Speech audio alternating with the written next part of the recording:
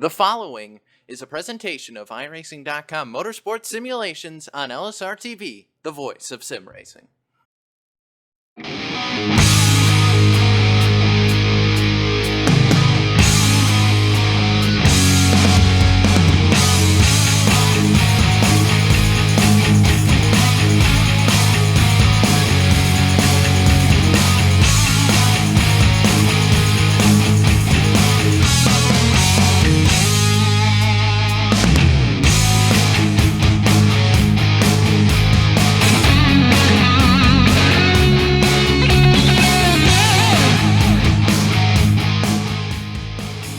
'Live tonight from the Talladega Superspeedway, LSRTV's continuing coverage of the Superspeedway Cup Series rolls on into round number 6 from the 2.66 mile Superspeedway, which is where we say good evening, sim racing fans, and welcome to LSRTV at iRacing Live. As always, with you tonight, happy to be alongside Rachel Whiteford, myself, Evan Pasoko, downstairs pushing the buttons, the lovely and talented Cisco Scaramuza, making sure we get to you start to finish tonight. And Rachel, these guys come back at it again for the 6th race on this championship, and I guess the intensity really hasn't been that high, in all honesty, in the last couple of weeks, because things have really just been getting underway.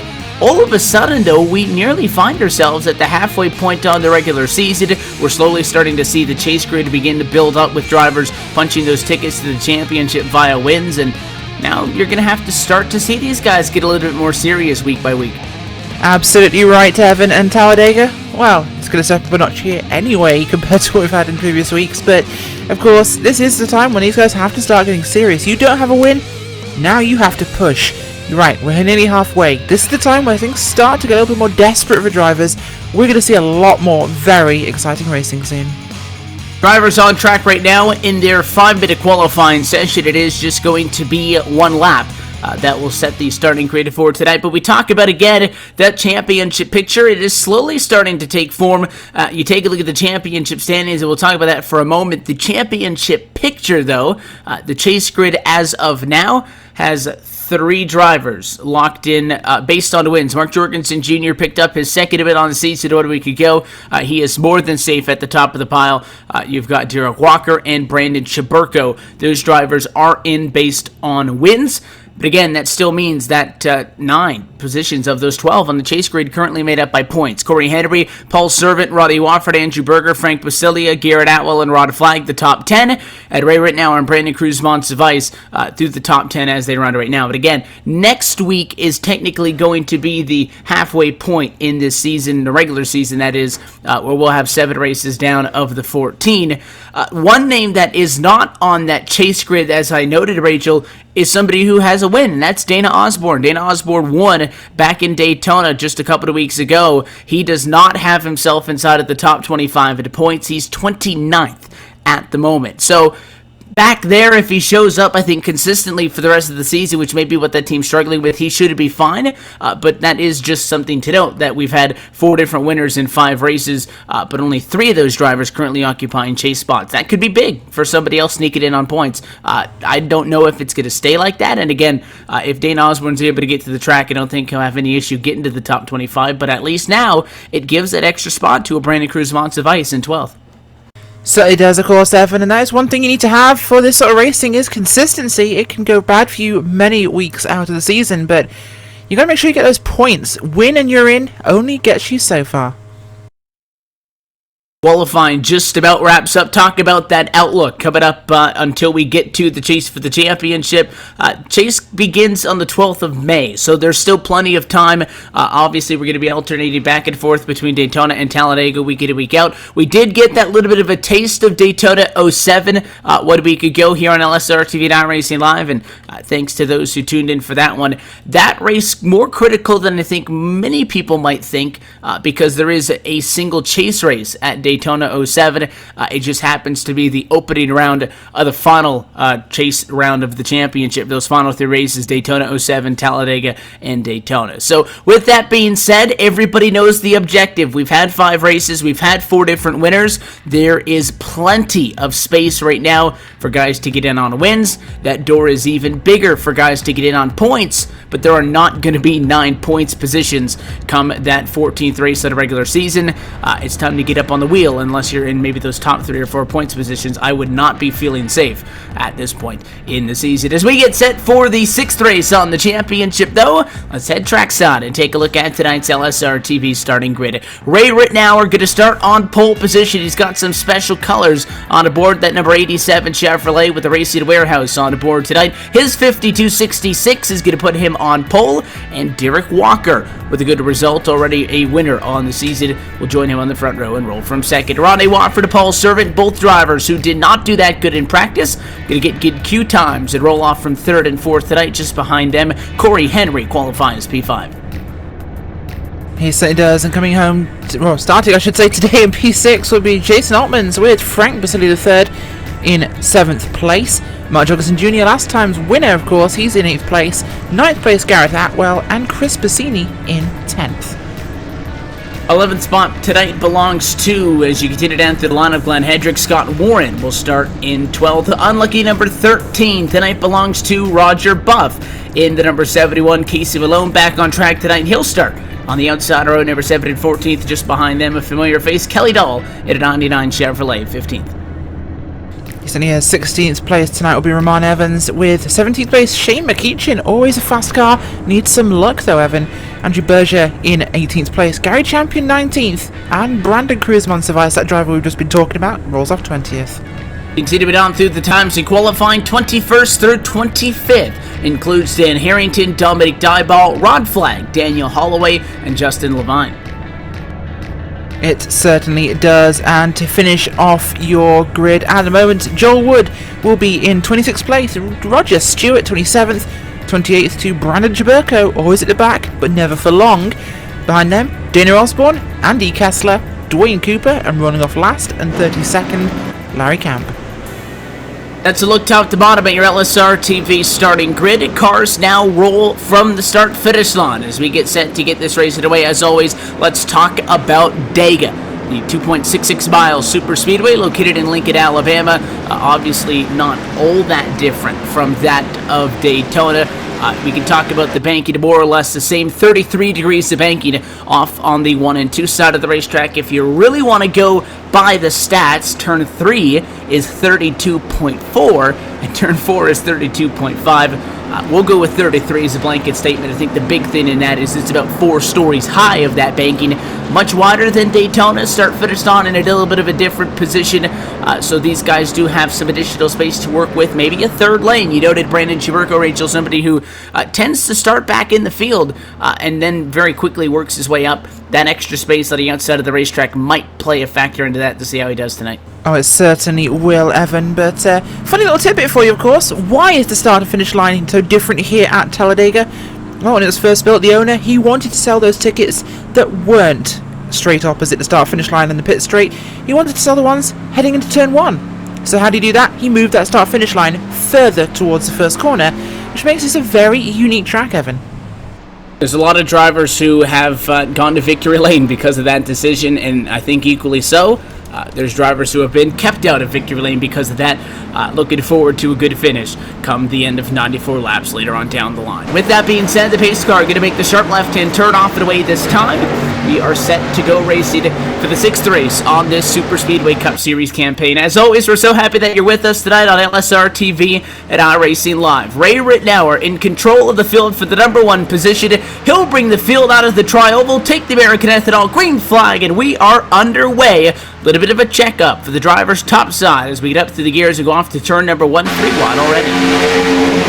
So, our big start here at Talladega for this round, and well, 3 wide on the high side. I think that is the number 76 machine of Scott Warren there. Was getting a little optimistic early on as the crowd at the front rushed to get into that middle lane here. Right now the second is going to be abandoned as we have a dark horse train forming up. Those front 3 cars, of course, the 7, 12 and 20. Those are cars of Rodney Wolford, Derek Walker, and of course Corey Henry. Teammates getting to work straight away here. Nothing held back as behind them 3 wide, the 3 to 51 and the 4.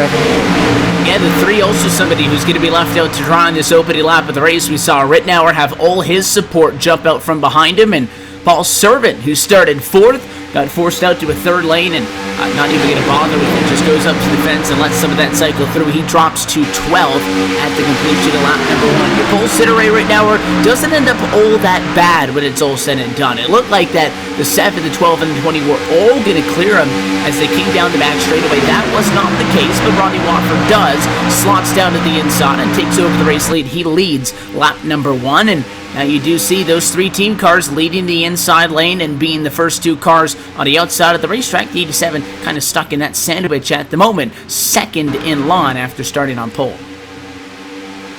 Yeah, he certainly is, but he's managed to hold his place towards the front of this one as, once again, those DHI cars forming up on the outside. But look at this one, it's Mark Jorgensen Jr. here, Evan. He's not one to be left behind, himself and the 4 of Garrett Atwell. They're looking strong as usual. I noted that there's not going to be 9 spots to get into the championship based on points. In theory, there could be, and somebody who at least wants to make that number, as big as possible is Mark Jorgensen Jr. And he's not doing it to benefit the guys on points. He's not, trying to help them out, but trying to get wins. And every single time he gets a win, it's a win taken away from somebody else who would need that to lock in. That time by the back straightaway, Corey Henry now takes the step down to the inside and jumps up in front of the 7 of Rodney Wofford. He should get the lap lead for the second time in a row. This time by the start finish on as these guys all continue to battle up at the front of the field. The 87 got a little bit squirrely that time. Your pole sitter Ray Rittenauer has a little bit of a chippy lap number 3. He hangs on to it and sent those guys scattering for a moment. Certainly did, and this is what we tend to see across that start-finish line there, Evan. That front stretch of the triangle here at Talladega invites big racing. You've got 4 lanes wide there across that triangle. Narrows down a bit into turn 1, but it still creates some huge fanning outs of traffic, especially towards the end of races. Up here at the front though, 12 and the 7 on the inside there with the 51 behind them of Jason Altmans. Always wanted to get himself to the front of the races, but up there on the outside it's Derek Walker with Jorgensen Jr. and behind him the 94 machine of Frank Basile III. Everyone's moving forwards and they're in a hurry. Pack is very tight, and look who's coming forwards already. It's Brandon Chaburko, who started in 28th. He's 15th already. That blue and white Ford Fusion is moving forwards. Looks like everybody moving a lot up and down the racetrack. The cars don't look very settled at the moment. A little bit more 3 wide up front this time. It is the 20, Derek Walker, who's going to be in that 3rd lane, and now a move for the race lead. The 51 and the 88 going to try to work against Rodney Wofford. It'll work for at least one of them as Jason Altmans gets clear. And how about Jorgensen? Oh, he's going to turn him though. Contact in the corner. There they go. Big incident there early on here in the race here at Talladega, and well, we got our first caution flag out here, Evan. We will take a quick look at what happened in that one in an LSRTV replay. This one's going to show that, and again, the reason that I was kind of surprised to see Jorgensen get by, Rachel, is typically you get off into the corner and you kind of get off the bumper, and the 88 wasn't clear when they hit turn 3, but he stayed in the gas, got on the 51, and it worked for all intended purposes because it cleared him of the 7, but he was still on that left rear quarter panel, and when they dove down to the corner, I was just noting how touchy these cars looked, and it hooked that 51 on the left rear quarter panel, and great wreck avoidance by a lot of those guys. The 12 and a 94, Henry Basilia, to be able to go to the outside to get around. Unfortunately, when something like that happens on the front row, there's going to be a lot of guys who have nowhere to go, and that was some pretty big junk off in quarter 4. Certainly was, Evan, of course, the one driver who didn't avoid that. As we look at this replay here from the 51 car and seeing just what he sees in that one. Not the best situation for him, of course, but of course, Chaburko, one of those drivers, injured in that one. This is a problem when you start from the rear of the field, Evan. You might be doing it for safety reasons, but when the pack junks like that, there is nowhere to go. And Brandon Chaburko, well, he's down his quick repair already. This guy still needs to get some wins. Jason Altman, somebody else who obviously was right at the front of all of that. He ended up on his lid and is going to be able to drive that car back to the pit lane nonetheless. Race leaders going to be coming down pit road at lap number 6. So pit road is busy with a lot of guys coming down to get those cars serviced for the back, but at least the bulk of your race leaders are also going to come down pit road. Corey Henry going to head off to pit stall number 5 as your current race leader. Looking to see if these guys want to go with tires early. Not going to be the call for a lot of them. Looks like fuel only, at least for Corey Henry. A couple of guys go with left sides. Yeah, they certainly do, of course. This is one of those things you get to play all day long here today, Evan. Fuel will always be the critical number here in the Superspeedway Cup Series. So, yeah, they want to go down there. They want to get those tanks broomed as much as possible until they don't need to head back down pit road. Somewhere in the region after, of course, tonight being about 100 laps, no, sorry, 94 laps, I believe it is, in this race. They want to go with about 26 to go, Evan. So, that's exactly when they want to be stopping fueling. But up till then, every drop counts. And you never know when this race might break out into a green flag stretch, so it's not as simple as saying, well, I've got a completely full tank. There's no reason for me to come down to the pit lane. I'll pit, at my fuel number. Well, if we get a green flag run from this point on, those fuel numbers are going to change. Instead of, to make the math easy, say you can get 30 laps on fuel. Instead of not pitting now and being out of fuel at lap 30, you pit 7 laps in, you can go to lap 37. And that might, down the line, depending on, again, where the cautions fly, and there's really no way to predict the effect that those cautions are going to have, so a lot of that is simply just you trying to stay up on it and kind of roll with the punches and figure out what's going on. But a lot of that is how you win these races, and that's being up on the strategy. There's a very limited amount of guys in this series who have the advantage of having a couple of other guys on the box with them, chatting as a spotter or a crew chief or in the TeamSpeak channel with them. Most of these guys have to make these fuel calls on their own. We've already seen a race this season where we had guys running out coming out of turn 4, so definitely every opportunity to get that thing topped off should be utilized, I think. Absolutely, of course, and fuel will always be the big one in races like these, especially Talladega. Tyres a little bit less important, perhaps, than somewhere like Daytona. But, of course, never unimportant, I think is the important thing to say there, as I'm going to say important too many times. But it is something to remember. This is strategy, and strategy wins you races. When competition is as close as we see here, Evan, you've got to have something in the bag. These guys, well, it's a weekly race to find exactly who has that last thing left in there. A couple of guys stayed out the last time around, and they trickled down to the pit lane the second time by Dan Harrington. Going to utilize that strategy to pick up a bonus point as he led the last time around.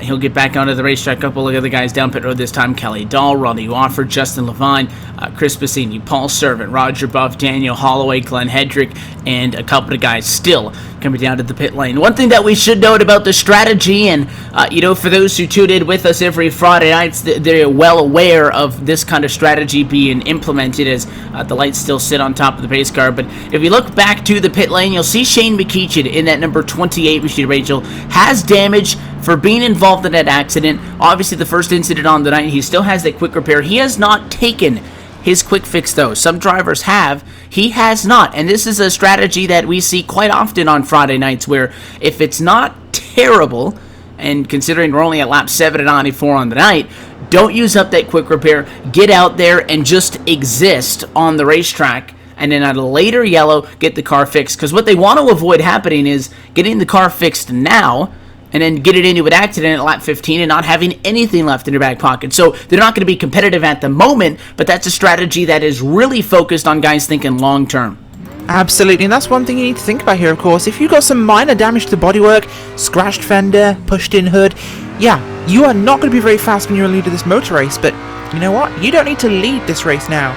If you get some of that damage repaired, you can actually sit in traffic and stay with the pack. So minor damage, sure, you won't move forwards, but you aren't going to fall back. So, you're right. Save that fast repair. Save it for that rainy day. It may come, it may not, but you know what? You've got it. Lights off on top of the base car this time. It'll set us up for a restart with 9 laps down, and more or less about a tenth of this race going to go by just like that. And unfortunately, kind of in these opening 9 or so laps, half of it under the caution flag. Again, the cars looked really unsettled. Talk about the weather conditions. It's a constant weather, not dynamic tonight. Partly cloudy, 78 degrees Fahrenheit. The track temps are a little bit up there at 103 degrees Fahrenheit. Wind not an overwhelming factor, just 2 miles an hour out of the north. So that heat definitely is playing a factor into this, and even after the 4 laps, whatever it was that we had on that opening stint, there were guys from the top 5, top 10 came down pit road, not only for fuel like some of their counterparts did, but instead of take it off after top it off, they went with tires as well. So there was a lot of side-to-side movement on the racetrack. Curious to see if that's going to settle down as the night goes on. I know that if we get a run any longer than 5 laps, it's only going to get worse as those tires begin to wear down, but I think that handling might be a concern tonight. Absolutely, Evan. Handling could certainly be a concern. It's always something to keep an eye on here at Talladega, but something we've seen a lot recently, though, guys getting hooked in the corners with those rear quarter panels. That's not a tyre issue, that's a driving issue, and some of these guys, we are seeing the same incidents happening for the same reasons in the same corners at this racetrack. These guys really need to pay attention to that.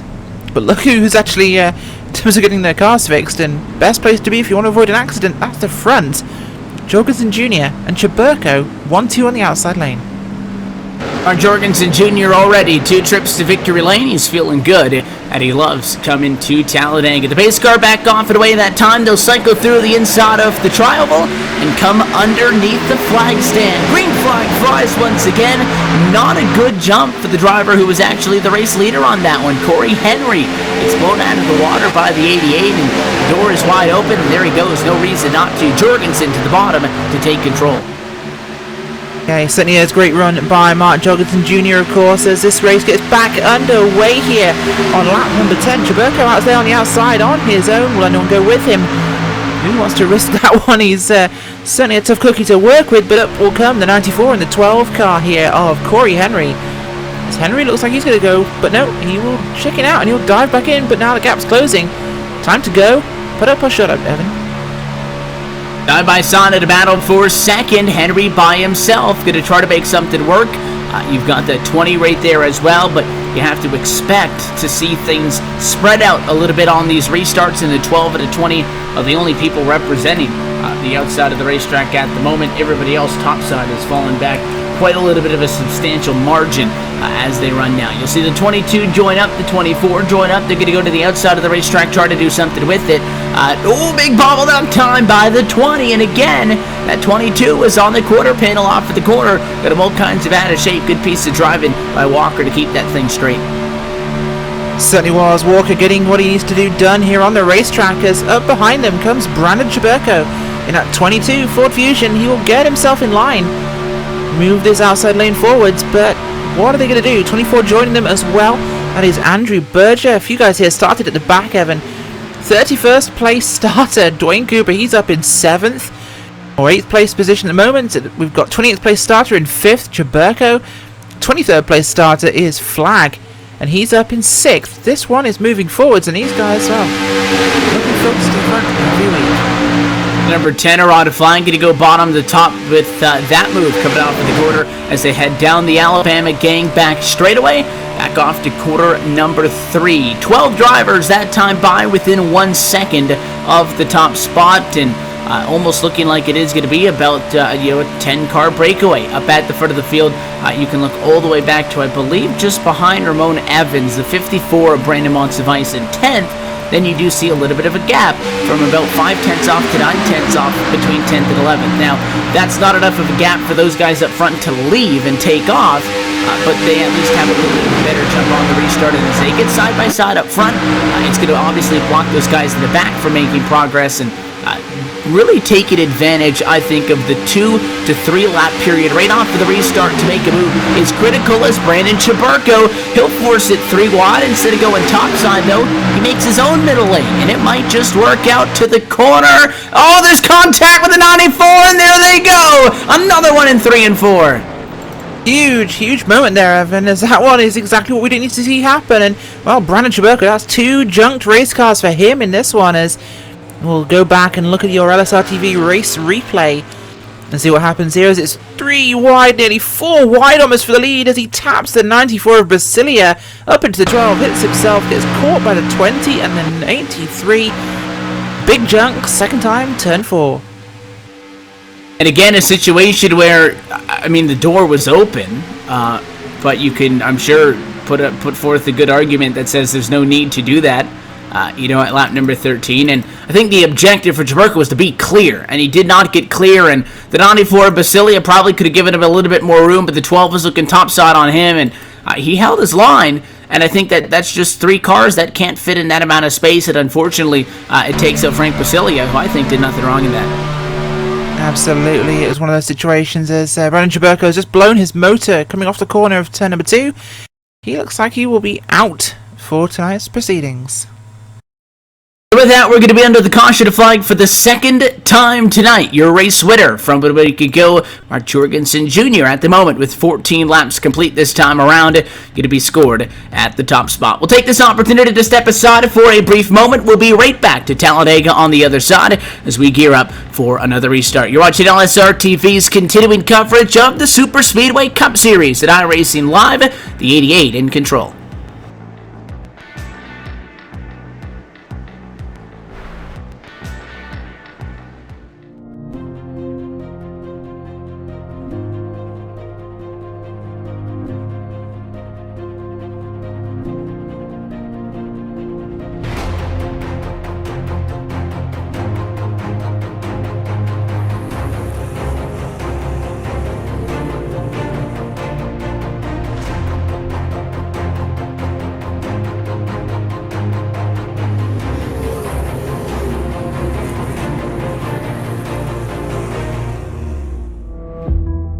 It was interesting this morning to come out here and get on the track and look closely at how rubber was starting to kind of take to the track, you know, where there were ruts and spots that looked still like dirt, and other spots were super shiny and had a bluish tint. We scanned this track twice because we needed to be able to measure the differences between the track before it's raced and after it's raced. With dirt track racing, the dynamics of the track change dramatically once it's raced on throughout the race.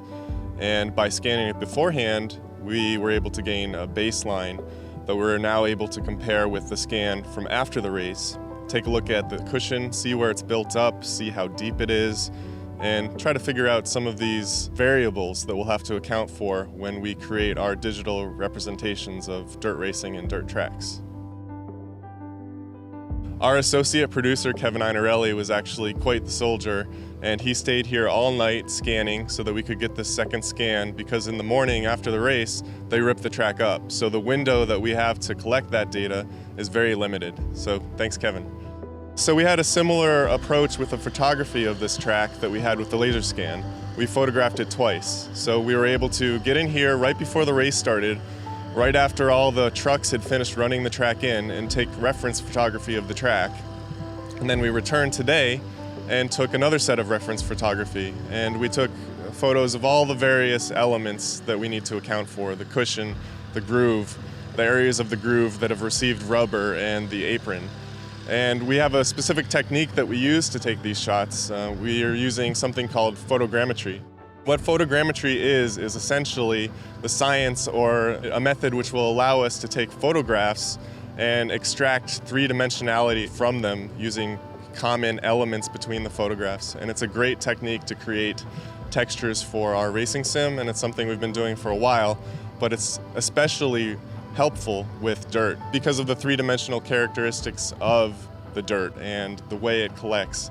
So it's a really good technique, and it should result in a great looking racetrack.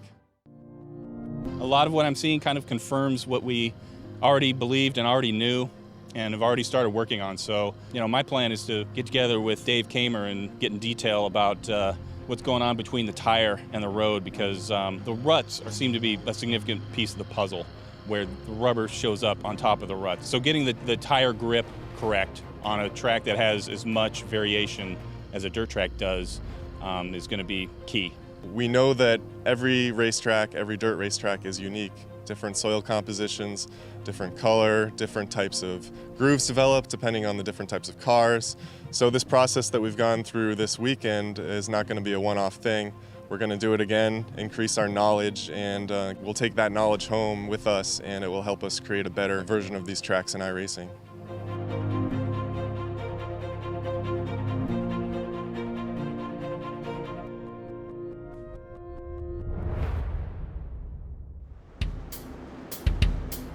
Welcome back live to the Talladega Superspeedway. Couple more cars going to trickle down to the pit lane this time by, expecting the lights to go off on top of the iRacing.com Ford Mustang GT pace car as we get set for a restart, and they do. As we stepped aside, it was the 80 Mark Jorgensen Jr. who was your race leader. He was bringing everybody down to the pit lane for service under the caution flag. He is now third on the racetrack. A couple of guys going to jump up in front of him. Rod Flagg going to move into P2, and Glenn Hedrick going to move up into the number 1 position. So while that number 21 Ford gets an opportunity to lead for the first time tonight, he does appear, at least on my end of things, to have quite a little bit of back-end damage off of his 21 Ford, and curious if that's going to affect him. May not affect him personally as far as aero, because the square on the back bumper doesn't do a whole lot for your own aero, but it might make it difficult for the 88 to help him out, give him a shove.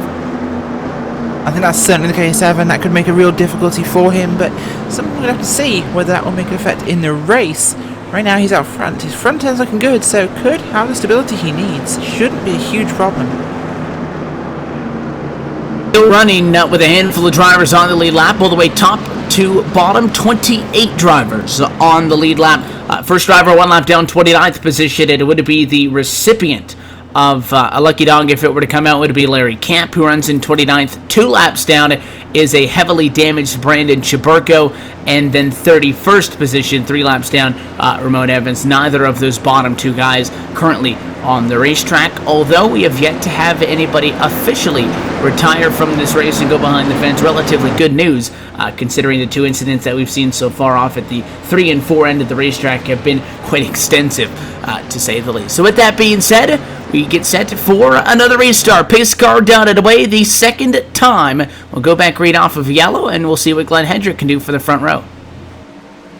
We certainly will. Those cars getting ready to go for that green flag as it does come out, and we are racing once again here on lap number 17. Glenn Hendrick red flag on the outside there. Flag looks to be moving a little better right now, Evan. Behind him, that's the 0-0 of Dwayne Cooper. Not as hooked up as they need to be, but look at the low side. Jorgensen Jr. doing what we expect. He hooks right into that dent in the back of Glenn Hendrick, and they shove away. This is like watching old school tandem racing, Evan. 3 drivers up at the top spot, at least with the advantage for now. These guys almost already up to speed at 192 miles an hour as they head off to quarter number 3 that time. Challenge on the outside as the 21 actually moves up and out of the way. Kind of gave up that spot, and the 10 tried to get around him, so we'll be 3 wide, and that's not going to work out for anybody because the 10 by himself can't work that 3rd lane alone. The 21's got no help, and that kind of killed all the momentum that top lane had. Everybody now flocking to the inside. Yeah, this is something we'll always see, but look at that. 10 and the 0-0 up on the high side on their own. They're going to try and look down. 21 below them can't make it work. Jorgensen Jr. got what he needed. He's out front with the 51 of Jason Altmans, Andrew Berger, Derek Walker, Dominic Dyball. As we go single file racing, and this could end up being the signal for a longer run here, Evan. That helped out the guys about 5th, 6th, and 7th on the bottom to be able to kind of snake right on through. It obviously hurt the 0-0 at Dwayne Cooper, who's going to be outside of the top 10, but the time this lap is complete, and just like that, we are single file every single spot inside of the top 10. Cozy with that double yellow line on the inside of the racetrack. Now the 20, Derek Walker, going to try to make something happen. Best case scenario for him would be if maybe the 51 jumps up and helps him out, and we'll see if that happens. Looks like Oldman's may just be content running on the bumper of that number 88, and something that the 20 had in the opening 15 laps of the race that he doesn't really have at the moment is his teammates all around him. Yeah, certainly not, and that's what we've seen from the DHI guys. They're always very much organised, but, well, there's the Chicken Wing boys too. They're going to start to form up, and we see what they can do when they get organised. Perhaps not quite as visibly potent as we see from the DHI cars, but they're always up there. 3 wide we go again, the 54, Brandon Cruz Monsivice, the final driver on the chase grid at 12 and 2 tonight, and yes, the season's still young, not even at the halfway point, but if somebody wins, he gets bumped out. So the 54 is somebody who needs to either get a lot of consistent finishes or make it easy, knock out a win, and be safe going into the open round of the chase. He needs a good finish tonight. He was on that 3rd lane, worked out pretty good for him. Found a spot in line in front of the 10. Looks like flying going to go back down to the bottom, but at least the 54 still a part of this lead pack off of the bumper of Basilia.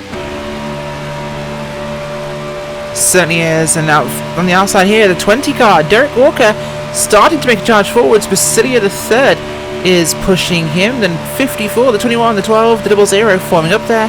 Outside lane looking stronger now as that single file racing we thought we were going to see for quite a number of laps, Evan, has gone by the wayside as this outside charge begins to mount. Looking at, looks like really one larger lead pack this time through. I think it's going to go all the way back to the 7 of Rodney Wofford in 14th. 8/10 off at the top spot. He kind of shows the difference between the guys at least at the lead pack and the guys a little bit further back. This is the point in the race, though, where if we expect to see a long green flag stretch, it should happen at this juncture, just at about quarter distance marker. You kind of expect a couple of yellows early as these guys feel out the cars with the track and the weather conditions. This is the time where we go green, through green flag pit stops, and not a guarantee. Again, some races don't have that juncture, but I think that a lot of these guys kind of have to get to the mindset of don't hang out on the outside. I think the 20, the 94, and the 54 are in a good position to battle to take over the race lead. Oh, the 13 is getting sideways. Dominique Dieball with a big bobble that time. He will hang on to it as well. And back to the point I was making earlier, the handling really an issue. He can't get back up on track as he tries to get it. Every time he gets up on the bank and the car gets sideways. Yeah, sometimes that car will just get a little bit sideways, Evan, and when you get it fishtailing, it starts to just tank slap back and forth, and recovering onto the banking, probably the hardest thing you can do, as we've got some real traffic filtering through. The 13 went bottom. The top allowed the 82, the 76, the 33 to be able to get on by, and that cycles people through. To the point that I was going to make about those guys on the outside, until we saw that close go with the 13, was I think a lot of guys at this point just kind of want to lock in. They are completely satisfied with being third or fourth on the inside and just riding single file, because if you don't try to pass anybody, it sounds easy enough. If you don't try to pass anybody, you're not going to get past. The 51 at a great spot, 24 at a great spot. The guys on the outside not giving up, so nothing's guaranteed for the guys down low, but at this point in the race, I think a better strategy call would be to get on the inside of the racetrack and just kind of ride for a little bit. At least get to pit stops, get to the halfway point. Then you can start trying to find your teammates and setting something up. Very much certainly, and that's one of those things here, you really, there's nothing ventured, nothing gained when it comes to super speedway racing. And that's another group really gamble, and they have the potential for losing everything there, Evan. You're not going to lose much sitting in line. Sitting in line is safe here, so keep that foot down, keep going, keep turning left. It might sound simple, but sometimes it can be. And the only time you get the problems is, like you say, when you make that choice to go risky, you pull out, you start to make something happen. You can go forward, you can get to lead that race, or you can go all the way to the rear. Gary championed about 27 miles an hour off pace up against the outside fence that time of the quarter. That's the speed difference, simply by being on your own and being in the draft 25 plus miles an hour. He loses the lead lap this time by, so he'll take over that lucky dog position provisionally from Larry Camp, and that'll put Shade McKeechin, who's also by himself at the moment with damage, and if this green flag stretch continues on for at least just a little bit longer, he will also fall back to that point, but it puts him in the final spot on the lead lap as they run right now. The outside lane, though, kind of contrary to what I thought we would be seeing right now, is actually growing.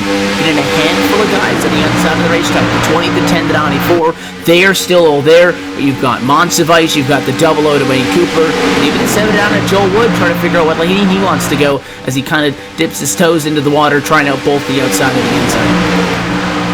Yeah, very much here, as he wants to make sure he gets the right choice made. And for some of these drivers, Evan, it's a real decision because they are perhaps not as allied with teams as some of the others. So you pick the group you like the most, you try and see who's working together the best, which team is currently hooked up the most, then you jump on board with that freight train, ride it where you want to go. And right now it's Jorgensen Jr., it's Derek Walker at the front, and that's Chicken Wing and DHI opponents working together. A couple of guys starting to lose touch with the lead pack. Everybody behind Andy Kessler, who runs in the 16th spot. He's got Dan Harrington, Scott Warren with him. Again, 2 seconds off of the lead pack isn't a bad spot to be in for a conservative run. I think that might actually be the preferred place to be when you're trying to stay back just enough to the point where you are still with the lead pack. In theory, if you wanted to get with them, you would have some sort of a chance to, but still far enough back where if an incident were to break out, you'd be able to get on the blinders and stay out of it. There is no surefire position to put yourself in. There's no rule book that says get 2 seconds back or be 3 seconds back. And to do the trick inside of the top 10, Rod Flag with a big slide. The 7 going to go around Rodney Watford. There he goes. He does indeed, and the yellow flag will fly for the 3rd time here at Daytona as Rod Flag goes pirouetting. That's one of those times you don't want to see it happen, as it didn't actually spin around entirely, Evan, but That car very much on the inside, as we did actually have some cars further back having big problems and hitting that wall. Yeah, everybody kind of lost their minds when Ron Flying got sideways into the tri-oval. Just lost it. That inside lane where there's two very clear white lines on a racetrack in the corners, and it makes up 3 lanes, but a 4th lane essentially opens up in the tri-oval. It's really bumpy down there. There's a big bump in the center of the tri-oval, and it's really loose. He did a spectacular job of hanging on. Ronnie Watford not as fortunate, and got sideways and spun around, and obviously a couple of guys behind that got involved. If we can, I'd like to take a look on board with the 92. There's a lot of guys who see an incident, and the first instinct is to get hard on the brakes. That's not the strategy that Casey Malone implemented, so we'll see if we can get a look on board with him, as basically his objective, as you're taking a look now, was to find a gap, push the gas down, and hope that gap remained there long enough. Hey, sometimes, Evan, that's what you got to do. You got to put that foot down, and you got to drive through it. Might be one of those cold trickle sort of quotes from Days of Thunder, but at the same time, you've got to do it. Sometimes you've got to assess the gap.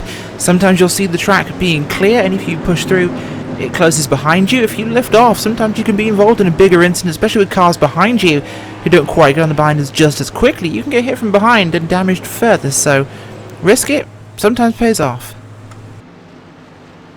He does have a little bit of back-end damage. The good news is that I believe that was there before the incident, so he gets off relatively scot-free. 1/3 distance tonight from Talladega, and we are back down pit side. Everybody wants to come in. Look at the 51 machine, driving up pretty hard on the outside of Jorgensen as it came down to the cone at pit road speed of 60 miles an hour. Everybody going to follow that 88 in for what is going to be fuel at least. Looking to see who takes tires.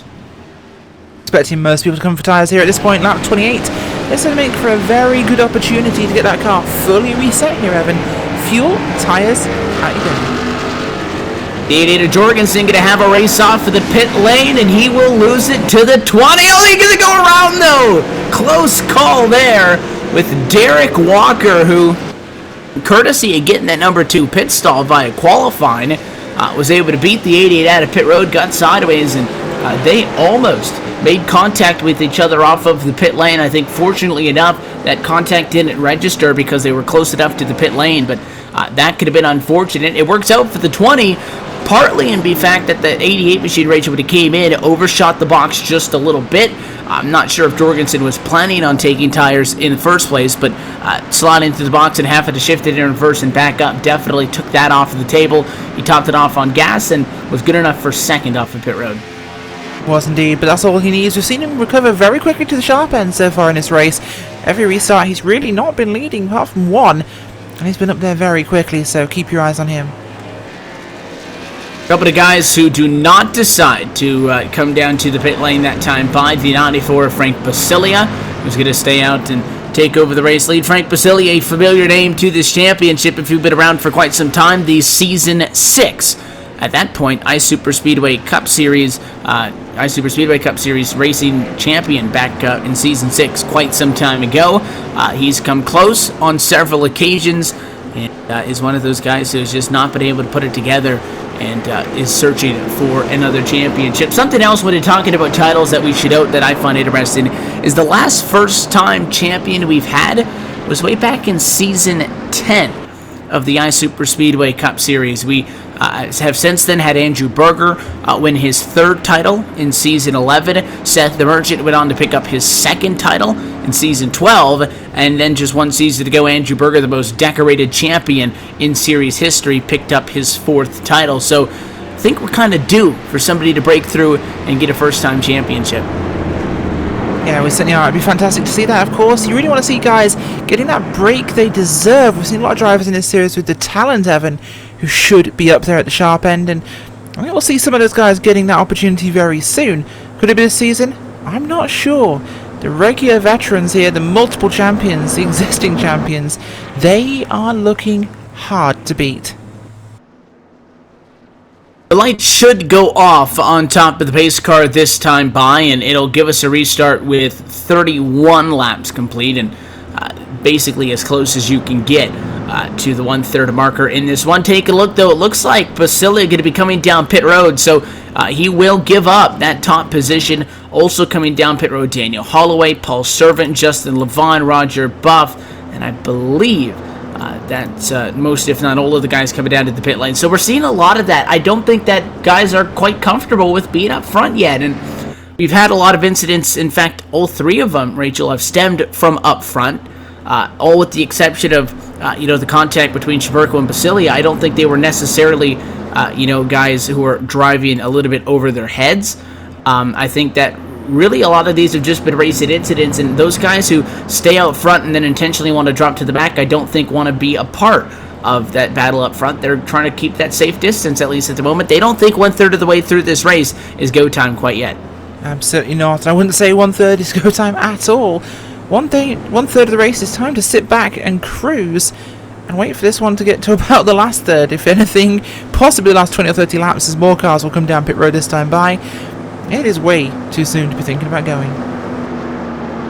Lights on top of the pace car do go out that time by, so it will be a restart just past the 1/3 marker in this race. Still sitting with 28 drivers on the lead lap, but again, seems interesting to think that we've had 3 relatively large incidents, and yet you only have 4 drivers off of the lead lap. The last time we checked in with the guys off of the lead lap, we had no drivers retire. That fact remains. Still, every single car who took the green flag is on track. A couple of them a lot better off than others. 29th and 1 lap down is Glenn Hedrick.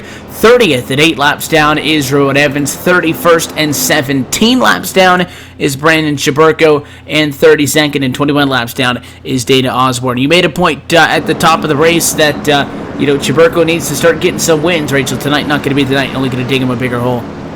Certainly is not going to be his night. He's had a lot of races like this, Evan, where he's just pushed too hard and it has ended prematurely.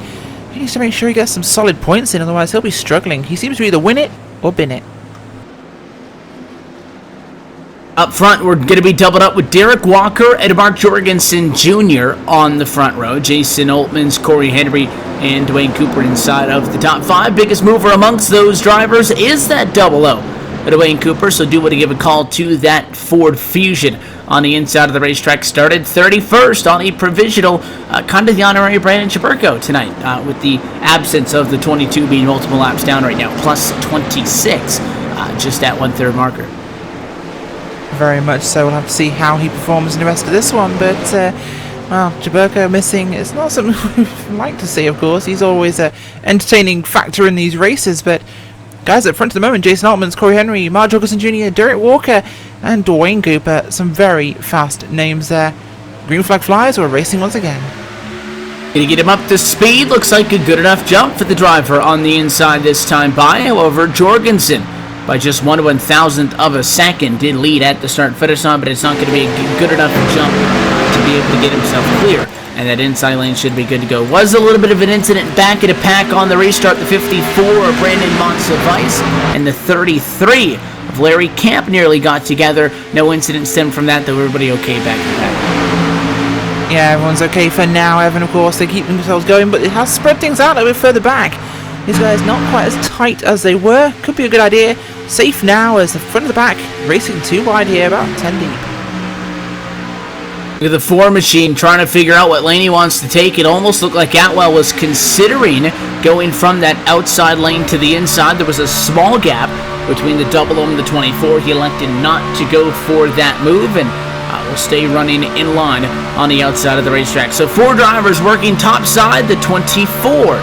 Maybe the driver who trails off looks like Andrew Berger, going to go to the bottom. And the outside, typically, in order to be successful over the outside, needs a handful of more cars than the guys on the inside have. And when the inside guys have more, it'll be a tough challenge for the 88 to do something. Yeah, very much, of course. And well, the 88, he needs to get guys with him, but right now, they're all pretty happy to settle and to ride here as this one. On the inside, 51, the 20, and the 00. Up on the top side, it's Corey Henry, the 12. And I believe the 50, or the number 4, sorry, and the 88 on that lane with him. Behind them all, single filing out here, as this could be their only real attempt here, Evan, to get that charge for the lead. If they can clear the 20, they'll have it. If not, I don't think any of those cars will make it. trying to see where the driver in 8th place is. It looks like it's Rod Flag. He's really not all that far back. In fact, I think that these guys are going to make it one large, about 9-10 car lead pack here in just a moment, back to Scott Warren in 10th. So these guys will be there, but again, the outside kind of stuck where they are a lot of the time. And again, it kind of seems counterintuitive, but with the current build we have at the iRacing service and the draft package, if you're side by side for the race lead, you don't have as good of a chance as taking over the race lead the next time around as you would if you were side by side for 4th, because the outside has success in spurts of momentum. And that 88 just going to sit on the door of the 20. He's not going to be able to do anything unless maybe, the 51 is to jump out from behind Walker. Walker has no help, and, those two guys kind of set sail. But you see now, those guys can hold it side by side, but they need that little bit of extra juice. Now that the 88 drops back, look for somebody to jump up there, and then when they get that run, you really get that one opportunity to make the pass. If it doesn't work, you kind of have to hit the reset button, drop back, try to build up that speed again, and go again. Certainly is, of course. And if we think about this from a very simple perspective here, Evan, the guys on the bottom side, they have a shorter way to go around the track. Think of track running, okay? Think of sprinting. The start-finish line, it's staggered, because the guys who start on the outside will start further forwards diagonally, because that's then fair in the corners. The guys on the inside lane, shorter way round, shorter distance to run. The same principle here happens at Talladega, of course, in that we see the cars on the inside, they have a shorter distance to travel. It's easier for them to stay fast. Guys on the outside, they have to go further, so they actually have to be moving much, much quicker than that inside lane to even get a run started. And that heavily involves them side drafting that bottom line. As we see there, going to the front will be the 00 Dwayne Cooper. That's not a name we've seen up at the front very often here. He gets ahead of Jorgensen Jr. He's going to run the 2 lines. But Jorgensen Jr. will be up alongside him here, as he's going to make a run on this one as well. But this is what we mean, that momentum is so critical. Hey, Cooper, not one of the guys that we noted earlier in the night when we were talking about the chase grid into tonight. Again, Mark Jorgensen Jr., Derek Walker, Brandon Chaburko in with wins to this point. The drivers in on points as we run: Henry, Servant, Watford, Berger, Basilia, Atwell, Flag, Rittenauer, and Monsiváis. Anybody not in that? And for all intent and purposes, if you're not Henry, Servant, Watford, or Berger, I think maybe there'll be 4 spots on points, and that's on a good day. After tonight, there's still 8 races to go. Into tonight, there's only 9 spots on points. There could, in theory, only be 1. So I think that while you're in now, I don't think you have to be comfortable at all. I think you have to get up on the wheel. I don't think anybody, Rachel, should plan on trying to get into the chase via points. I think the objective for everybody should be a win. Now, if we get to 2-3 races before the cutoff and you're in a position where you can defend the points you have, fair enough. But I don't think that you should be points racing this early on. And it seems counterintuitive, because if you race for the win at this race, you get a wreck, and down the line you're like, man, I wish I had 2-3 points. It would suck. But I don't think you can intentionally, try to give up opportunities at the win. I think you have to go for wins to get in, because again, with the amount of races left that we have, there could only be, in theory, 1 spot on points. And if 4 or 5 guys commit to going for that 1 spot, it's not going to work out. Certainly isn't, of course. On the outside, the 51 and the 20, they've been left abandoned here, as there's no one really here to help them, as a couple of cars might look. Rod Flag, one of those. The 4, Garrett Atwell also going to come up here. They're going to try and make a charge to the front here. 4 inside, 4 outside. Can they get organised here? 20 is actually trapped on the high side, as the 51 will go inside of him. Out comes the 76 behind him. We've got a good line starting to form, as the 10 will just drop back down. He doesn't want any part in this. Sees he's not forming up as strongly as he needs, and they'll just roll on by. Take a look. I thought the 12 of Corey Henry might have been thinking about jumping topside. He's keeping a half eye, I know, on the 5th of developments. The 4 of Garrett Atwell on the outside of the racetrack. Again, this is the opportunity. If you're the 24, if you're the 12, you want to go. You have to catch these guys when they're hot. They're 3 wide. Around P10 as they come off the corner. Driver up on that 3rd lane of the racetrack is the 28 of Shane McEachin, as this lead pack has grown as big as it was going to get. All those straggling packs of about 3-4 cars here and there, they're a part of it now. It's a 16-car group up at the front of the field, nobody else for miles. So this is the group we're going to be working with. Big check up in the corner, and the 8 and the 20 get together pretty solid, and somehow that worked out. Somehow it did. Not entirely sure how that one worked, Evan, but well, they managed to make it stick. And, well, they just about survive here as it's going to be 4 on the outside, 5, 6 cars on the inside, another group further back. 20 car Dirt Walkers, he dropped really far back now. He's running in about maybe 18th place. Everybody on the outside got a little bit out of shape, just in the slightest. The last time by, they're off at 1 and 2, and everybody out of shape. Look at the 18 now off into the grass. Big problems through the tri-oval, hard on the brakes. Casey Malone locks it up. Kelly Dahl all of a sudden gets into some issues, and I think it was actually Andy Kessler in the 98 it was, who ended up in the grass, and the caution's going to come out. Yeah, that's no caution came out from the contact. Yeah. But there were 4 drivers, in fact, involved in that skirmish, so the caution is going to come down from the tower. It certainly is, and Tower will throw that one for us. It's our first manual caution this season, actually, in the Superspeedway Cup Series, and a very, very good call by the race stewards for this series. In fact, race control here, Evan, are absolutely fantastic in what they do. Keeping an eye on everything, and again, there are times where you see incidents and the iRacing service doesn't automatically trigger the yellow, which is why in this series in specific, race control reserves the right to, if there are 3 or more drivers involved in an incident, they could manually throw the yellow. So the 98 was involved in that, the 94, the 99, and the 4th car involved in that for extra measure was that 92 of Malone. So 4 drivers get together and do the tri-oval. It continues to be a topic of conversation, the loose conditions, and I'll check us right up at about halfway. And based on what we've seen tonight, based on the yellows so far, expecting another trip down pit side.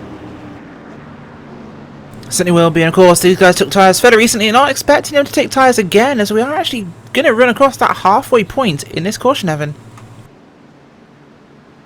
Yeah, we will cross over about the lap 46 marker before we go back green, and at that point we'll take a peek at what the running order looks like top to bottom, give a little bit of an analysis of what we've seen in the first half of this race and what we expect for the closing 46 or 47 laps, whatever the number may be when we come off of this yellow and go for the restart. But nonetheless, Mark Jorgensen Jr. back in control after losing the race lead on the second green flag pit stops not all that long ago. He will try to defend that with a clean entry this time as he comes down to the cone. Good in for him, and he's got quite the gap over Cooper P2. Should be good for the 88. It should indeed, as everyone pretty much heads down pit road here for their service. We'll see what order they come off on. See what Mark Jorgensen Jr. does in terms of his stop here, Evan. Of course, it'll be a full couple of cans here of Sunoco race fuel. He goes up on the jacks for left-hand side tyres. Goodyear Eagles going on that 88 Nationwide machine. 2 left side tyres only, and that seems to be the call for most of the field. 4 tyres though for Derek Walker. He gets 4. Going to be a little bit of a costly move for him, but still going to be relatively inside of the top 5 or so as he comes down and gets tires. No tires for the 8 Mark Jorgensen Jr. He is the first driver off of the pit lane, not the first driver on track. Paul Servant going to stay out to take the race lead. So does Roger Buff, who stays out the number 71 Chevrolet to assume second position. We'll take this opportunity to take a caution flag of our own. We'll step aside and go LSRTV nonstop so you don't miss a moment of the action halfway home from the Talladega Superspeedway. You're watching the Superspeedway Cup Series and LSRTV and iRacing Live.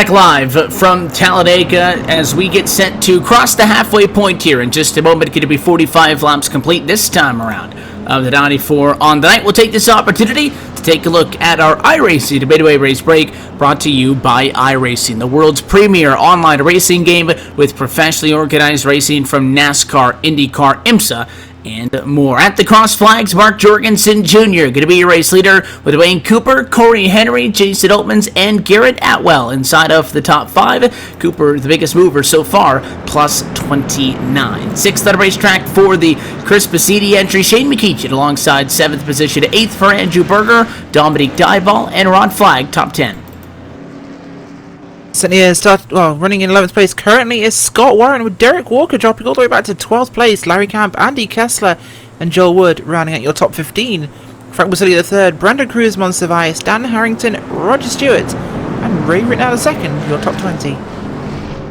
21st position belongs to Roger Buff, Paul Servant, 22nd, Daniel Holloway, 23rd, Gary Champion, 24th, now going to drop back one spot to 25th position. Ronnie Watford, the final driver on the lead lap, runs in 26th. Justin Levine is 27th, 2 laps down. 28th, Casey Malone in 28th, 29th for Kelly Dahl, 30th, Ramon Evanson to round things out, Dana Osborne and Brandon Chiburko, 31st and 32nd. We do have our first handful of drivers out of this race, 29th on back, are more or less out of this thing. Chiburko not officially behind the wall, but for all intent and purposes, when you go 20 plus laps down, your night is more or less done. That's a look at your iRacing, the Midway race break. For more information on the wide variety of sim racing possibilities online, you can visit iRacing.com and sign up today. So let's go off on top of the pace car as we get set to do the dance once more off of our 4th caution in the opening half of this race, and Jorgensen was able to successfully navigate that second yellow flag service. Rachel will stay on top for the restart. Certainly will be, of course, and this restart will be a critical one here. Just after the halfway point, we're going to be on green, of course, and, well, this one is now in the countdown towards the end of this race. And it's big numbers. Green flag will be out in just a moment. Driver of the 88, yeah, he's got to hold off until the green flag comes out, but he gets on the gas and gets a good jump on the inside of the racetrack. And in fact, one of the better ones we've seen for somebody on the inside. Again, every single time you go green, it's that driver on the inside of the front row who is technically the control car, but you're not allowed to go before the green comes out in this series. So, more or less, you're on an even playing field with the driver on the outside. The advantage that you have is obviously you're on the bottom. If that guy on the top side is really going to get you, he needs a fantastic restart. We saw that once tonight, but more or less inside the place to be. Inside always really the place to be, especially on these restarts. It gets such a good run, Evan. Outside always takes so long to form up, of course, and they are on the ball straight away. It really takes them about a couple of laps to get that going again. Double O leads the outside at the moment as he tries to not lose too much ground, but the issue is, as he struggles to find momentum, I think he's going to lose that footing as the lead driver on the outside of the racetrack, and he will. Garrett Atwell going to be the driver to go topside. How about this 28 of Shane McEachin, though, right back in the thick of things now into the DeWalt Toyota. It's pretty hard to miss that bright yellow machine as he moves into 4th. Certainly will be, and well, car is moving very quickly at the moment. That number 28 car definitely coming forward. Shane McEachin always want to keep an eye on. He gets himself up there as the 12 goes a little bit sideways in turn number 3 there, going up the track. Manages to hold on to that one, though, no problem for him as Corey Henry gets himself up in 2nd place behind Mark Jorgensen Jr. Really now just the 4 and the Double O who work on the outside of the racetrack to see if anybody else wants to go up there with them. But again, 2 cars topside versus 5, 6 cars on the bottom. I just don't see it working. We're in an interesting position, though, because when we were about at lap 25, I was talking about that middle portion of the race being the point where we expect these guys to stretch their legs out and more or less ride, even if just for a little bit, to get a good portion of this race cut out. Most races, as you see, move by the 12 and the 28, a coordinated decision to jump out for the 88, go to the outside of the racetrack, and that tends to be so successful because that guy who you jump out from behind that doesn't have any help, but I think a fantastic job for the 24 Berger is going to keep the 88 in front. Certainly will, but it's going to pull back even now as that. It's almost like seeing Hendrick racing here because we've got the 88 being pushed by the 24 here. Although it's more like Hendrick maybe last year or the year before, perhaps, in the old days. But things definitely going well on the inside there. Those two cars very much hooked up. Teammates at the bottom, not on the top. As they kind of lose that momentum, but again, the 88 got to be thankful for the 24 in that exchange. The point that I was going to make about those guys before we saw that move for the race lead was that most races have a point where you get a late race yellow, and then the race turns into those very short, quick stints, a restart here, a restart there. That being said, I think that something else that we should note is it doesn't tend to happen at the halfway point. Now, getting the yellow this early, I think, is a little bit too early, I think, to kind of call it as the late race run, but the double low now struggling. Dwayne Cooper out of shape, and he hangs on. So that danger there at all times, and I think that's what the fifth car we've seen get sideways on the inside of the triangle. Oh, very much so. The inside very loose on the inside. That may be repeating the obvious, of course, but the inside lane gets very loose, especially on that much lower line there. Banking, of course, drops away here on the tri-oval, so more difficult perhaps than the actual banking. Going to cost him time. Again, much better than a couple of the guys who have gotten out of shape has ended up. Dwayne Cooper going to fall back all the way to Chris Piscini, which I think will drop him at about 12th position. Should still be close enough. Those guys about 6/7 a second off at the top spot to be able to get back to and become a part of this lead lap. One thing that I just noticed that time as those guys came down on the inside, Rachel, is these cars have to be really low to the ground because the 18 and the 24, they were shooting off sparks down on that inside lane in the tri-oval. Really the only place we're seeing that on track, and I think that kind of correlates as we would expect it to be, with that being one of the trouble parts. Certainly will be, of course, and these guys going to keep their eyes on how this one goes. Inside definitely pulling away here, Evan, as 51 will look up to the outside. He's going to go risk it for a biscuit, but not sure it's going to work. He's now committed. He's overlapping the 12 of Henry, and he'll drop back down. A single file up at the front of the field. We are now past that halfway point. In fact, this time by, going to be 42 laps to go from Talladega. There they go to the outside, though. The 24, the 12, and the 51. Altmans wants to be the saving grace for the 88, and it might just save him from Corey Henry, and it will. Good enough to hold one of those cars at bay, not enough to hold off the 24. Andrew Berger went to the top spot, but here he comes. Jorgensen going to put the move right back on him, and the 51 following him through. Tight squeeze that time. Very tight squeeze there for the 51 car of Jason Altmans. He manages to get it up there, and he might actually clear the 24 car here as Jorgensen Jr. actually holds himself up there to help him through. That was definitely a I'd like your help later in this race move, not dumping him too quickly. But of course that does actually help them protect against the DHI cars coming on the outside. More sparks fly, and a big wiggle that time for the 51, the 24, and the 28. You could visibly see the back ends of those cars start to kick out just a little bit on the right side of the race car, and again, continues to put us in those kind of hold your breath, nail-biting moments every single time you go by. One thing that I thought was interesting on that last run, Rachel, before the most recent yellow, is the cars didn't look any more out of control on a longer run as the tires began to wear down. So I think it's a less of a tire thin and a little bit more of track conditions, because in fact I think we've seen more bobbles early in the runs than we've been seeing later in the runs. Yes, perhaps maybe the tires actually getting a little bit worn down, and that's actually making things a bit more difficult for these guys. They need to make sure those tires hold up, and they are wearing away quite rapidly, especially heating up and getting a bit slick.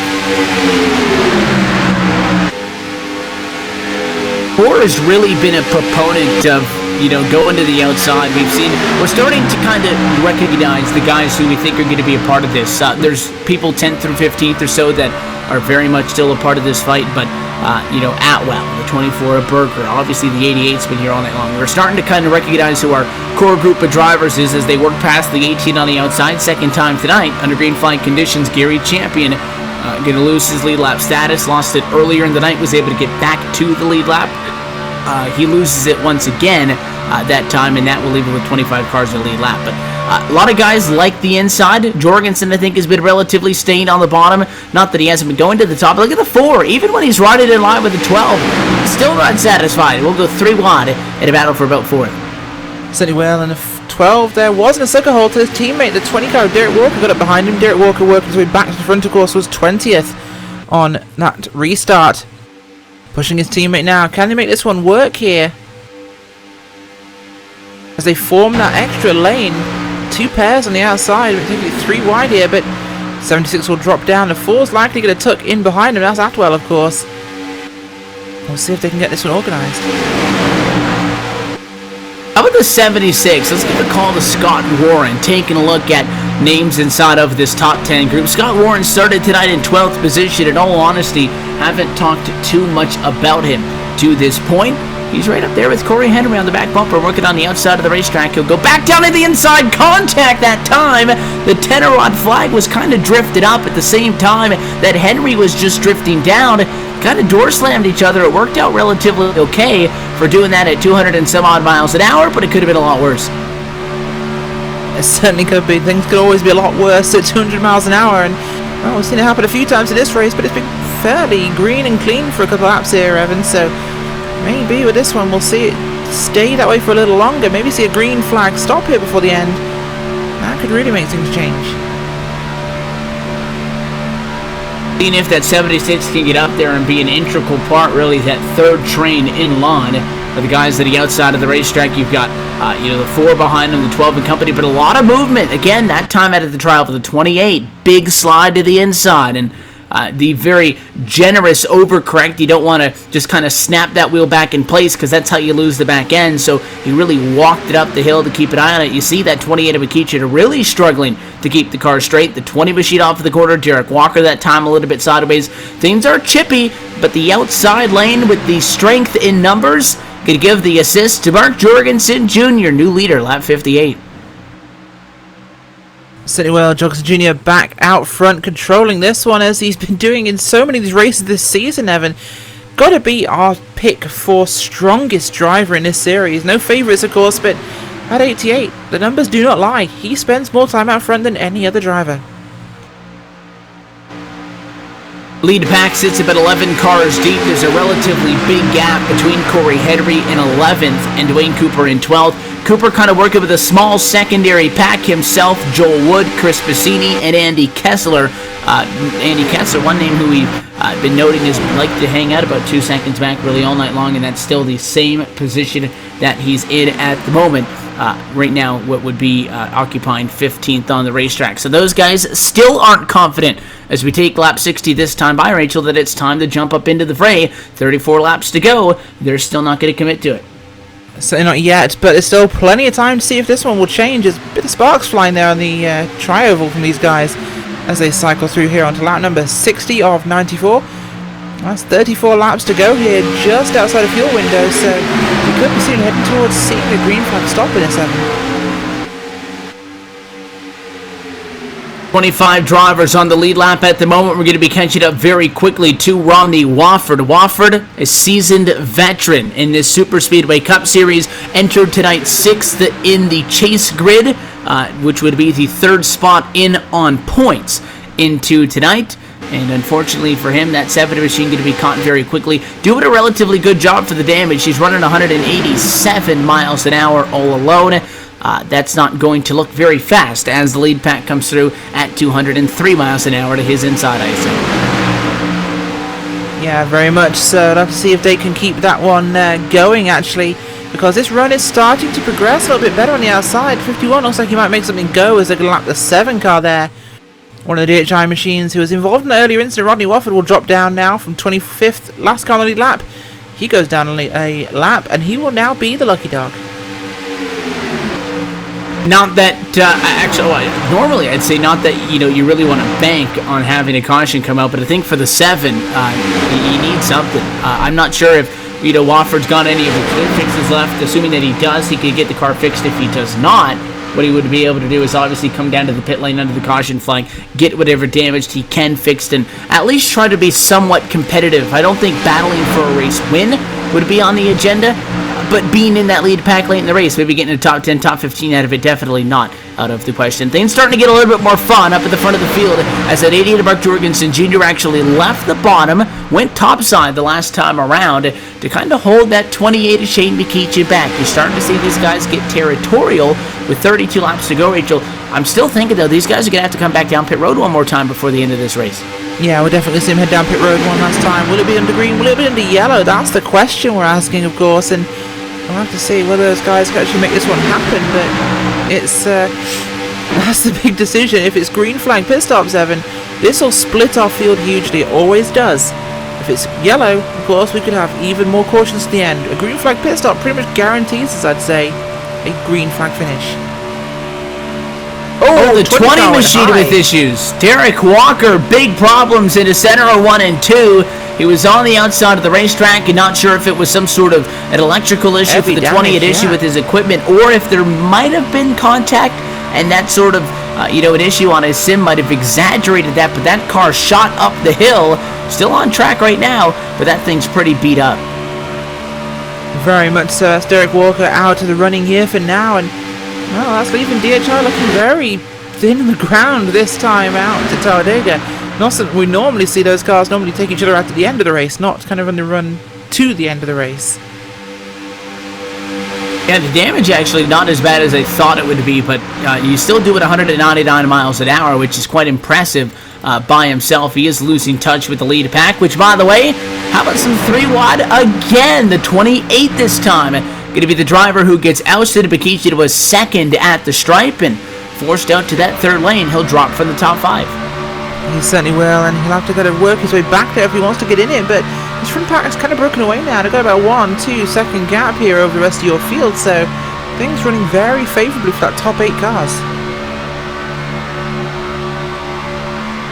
Trying to see what the next move might be for that 28. If he gets in line with the guys sitting inside, there's 5 cars there already. You've got Jorgensen, Altmans, the 24 Berger, the 13 of Dieball, and then, as we've noted, that 76 is Scott Warren. So looks like he'll decide to go topside again. I'm not sure that 3 drivers can beat 5, though. I think if the 51 jumps head of line, if the 24 jumps head of line, absolutely. And you have to do it right when that happens. But I'm not sure these guys are going to be able to push Garrett Atwell around for the top spot alone. No, not what we're expecting to see, of course. The 18 will go 2 laps down this time by as 3 cars run to the outside, the 4, the 10, and the 28. Atwell, Flag, and McEachin going to make a run for this one. Not looking like the momentum's going to help them. They're stalling out as they arrive at Jorgensen Jr., and this always happens, Evan. Yeah, you get stuck, and it's not really a wall of air, in the traditional sense, but you just can't get around him. You need that little bit of extra side draft over a push from the 10 might get the job done. Hesitation going to hurt, and the issue here is Jorgensen doesn't have a lot of help. That 51 was leaving space to the bumper. I'm surprised that Atwell didn't take that opening.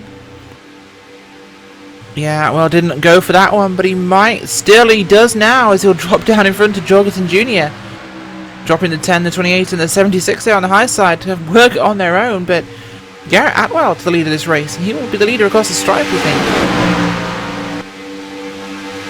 Going to be able to maintain the top spot coming off for the quarter. That 4, Garrett Atwell got lucky in that one, and I think that the issue was Altmans didn't have a lot of help, and therefore the 88 didn't have a lot of help, and they got a little bit risky. We saw Jorgensen, in fact, do this earlier on, had help with Chaburko on the bumper earlier on, where stayed on the bumper into the corner, which is eventually where guys kind of have an agreement where, okay, let's get out of the gas, let's not take each other out, and that little bit of a gamble, which I think is a little bit more warranted at lap 67 than it was when we saw it the first time inside of the opening 10 laps. I think paid off there. Yeah, very much so, and we'll have to see if they can do it, but the outside there really fragmenting and dropping back in line. If this goes static, this could stay this way for quite a long time. Looking back to the second group of cars here, and well, 20 car of Derek Walker, he's managed to hold on to a group here. Still heavily damaged, but he's holding on to these guys. His teammates on the inside pushing him. We've got Piscini there in the wheeler machine, the 12 car of course, Corey Henry. 00 and 79 going to go around on the outside here as they're trying to push their teammate, but I think he's slowing them down here after the 20 car. Actually not an advantage to be kept in this line. His teammates are doing the honourable thing, but it's not a race-winning thing. Right, and again, now we start to see these guys get territorial. The problem is, I don't think you can kind of put your stake in the ground and say, I'm going to run here whether you want to be in control. Some guys don't like leading. They'd rather, be the person who's making the move late as opposed to having to be the guy who's making the defensive moves. But again, we still have a trip down pit road to get through. Even if every single one of these guys lined up in the lead pack, 1st through 8th position, come down clean, get off clean, I can guarantee you they're not going to leave in the exact same order that they run in right now. So pit stops is a concern, and speaking of that, Brandon Chaburko over the radio mentioning pit stops, curious to see if guys are going to be coming down now or if they'll stretch that fuel all the way to its brink, having to pit as late as possible, and maybe by doing so, not having to take on as much gas might save them just a little bit of time pit side. We'll find out. Certainly is, of course, and that's going to make things very interesting for us, of course, and we'll see if they do anything now. 28 and 10 on the outside can make a move forwards. This is the side draft effect here. They get close to the inside line, and it just makes that airflow move so much better for them, of course. The 88 just pulls up here. He senses his chance, and that gap between the 51 and 4. Oh, as he moves up high, and 10 moves to grab him. Big momentum here as they run down towards turn 1. You saw what the 88 did there, of course, Evan. He went high in the last instance, running towards 1, and he comes down the track to build that momentum through the corner. You saw how much he surged forwards on the 4, draws level, the 10 gets on his rear bumper. Can they clear him? It's looking like they might not make it. No, I don't think it's going to be quite enough. He's going to look to go down, but he won't be there in time. But you see what he's doing? He's running down that track to get extra run into the corners. Oh, look at that gap he slots into. Wow. Not the recommended way to do it, but it worked at the end of the day. He opened that gap. He made the hole. Took the Chevrolet or the Ford Fusion letters off of the front of the 51. Maybe took the grill off, but it worked, and he's in line back into that number 2 position. I know Altmans won't appreciate that, and I think that if you give the 51 an opportunity to get back at you, and I think at lap 71 there's still plenty of opportunities to do so, don't expect him to help you out down the line. Absolutely not. I think after that one he will not be perhaps offering any services in this one. That's a move of experience from the 88 and Jorgensen Jr. there, Evan. He put his car in there knowing these guys. He trusts these guys. He respects these guys. And he pushed his car down there knowing they would open the gap and give him room. He knew they would see him do it and open the gap. And that's perhaps testament to this series and the quality of these drivers, that they can be trusted to do that. I think any other driver in any other series trying to do that sort of thing would have ended up causing a massive wreck. This lead pack is only 8 drivers, as we've noted. That secondary pack with Derek Walker, Dwayne Cooper, Corey Henry, Chris Bassini, Andy Kessler, and Joel Wood is now 3 seconds off the top spot. And again, if this stays green, those guys aren't going to have an opportunity to win this race. I think, in all honesty, you can see them in some of the long shots hanging out in the background. That's the problem with the strategy of hanging back, is it works out good early. If there's an accident up front, you're not going to be in it. But there is no, formula to follow, as these guys going to be coming down pit road this time to know how far to stay back, because you can't make up 3 seconds under green. Look at that! Look at the 28 machine coming up the middle, 3-watt on the pit road. Oh, insane move there by Shane McEachin, threading the needle between the lead cars here. 4 and the 88 on the level with each other. Actually. Oh, he hit the wall, though. Sorted. Yes, he did. McEachin just drove into the wall, coming into the box, yeah. I think he did. 88's just missed his box. That's a huge mistake for him. That's something he can't afford to do, especially as he's taken 4 tyres here and 2 cans of Sunoco race fuel.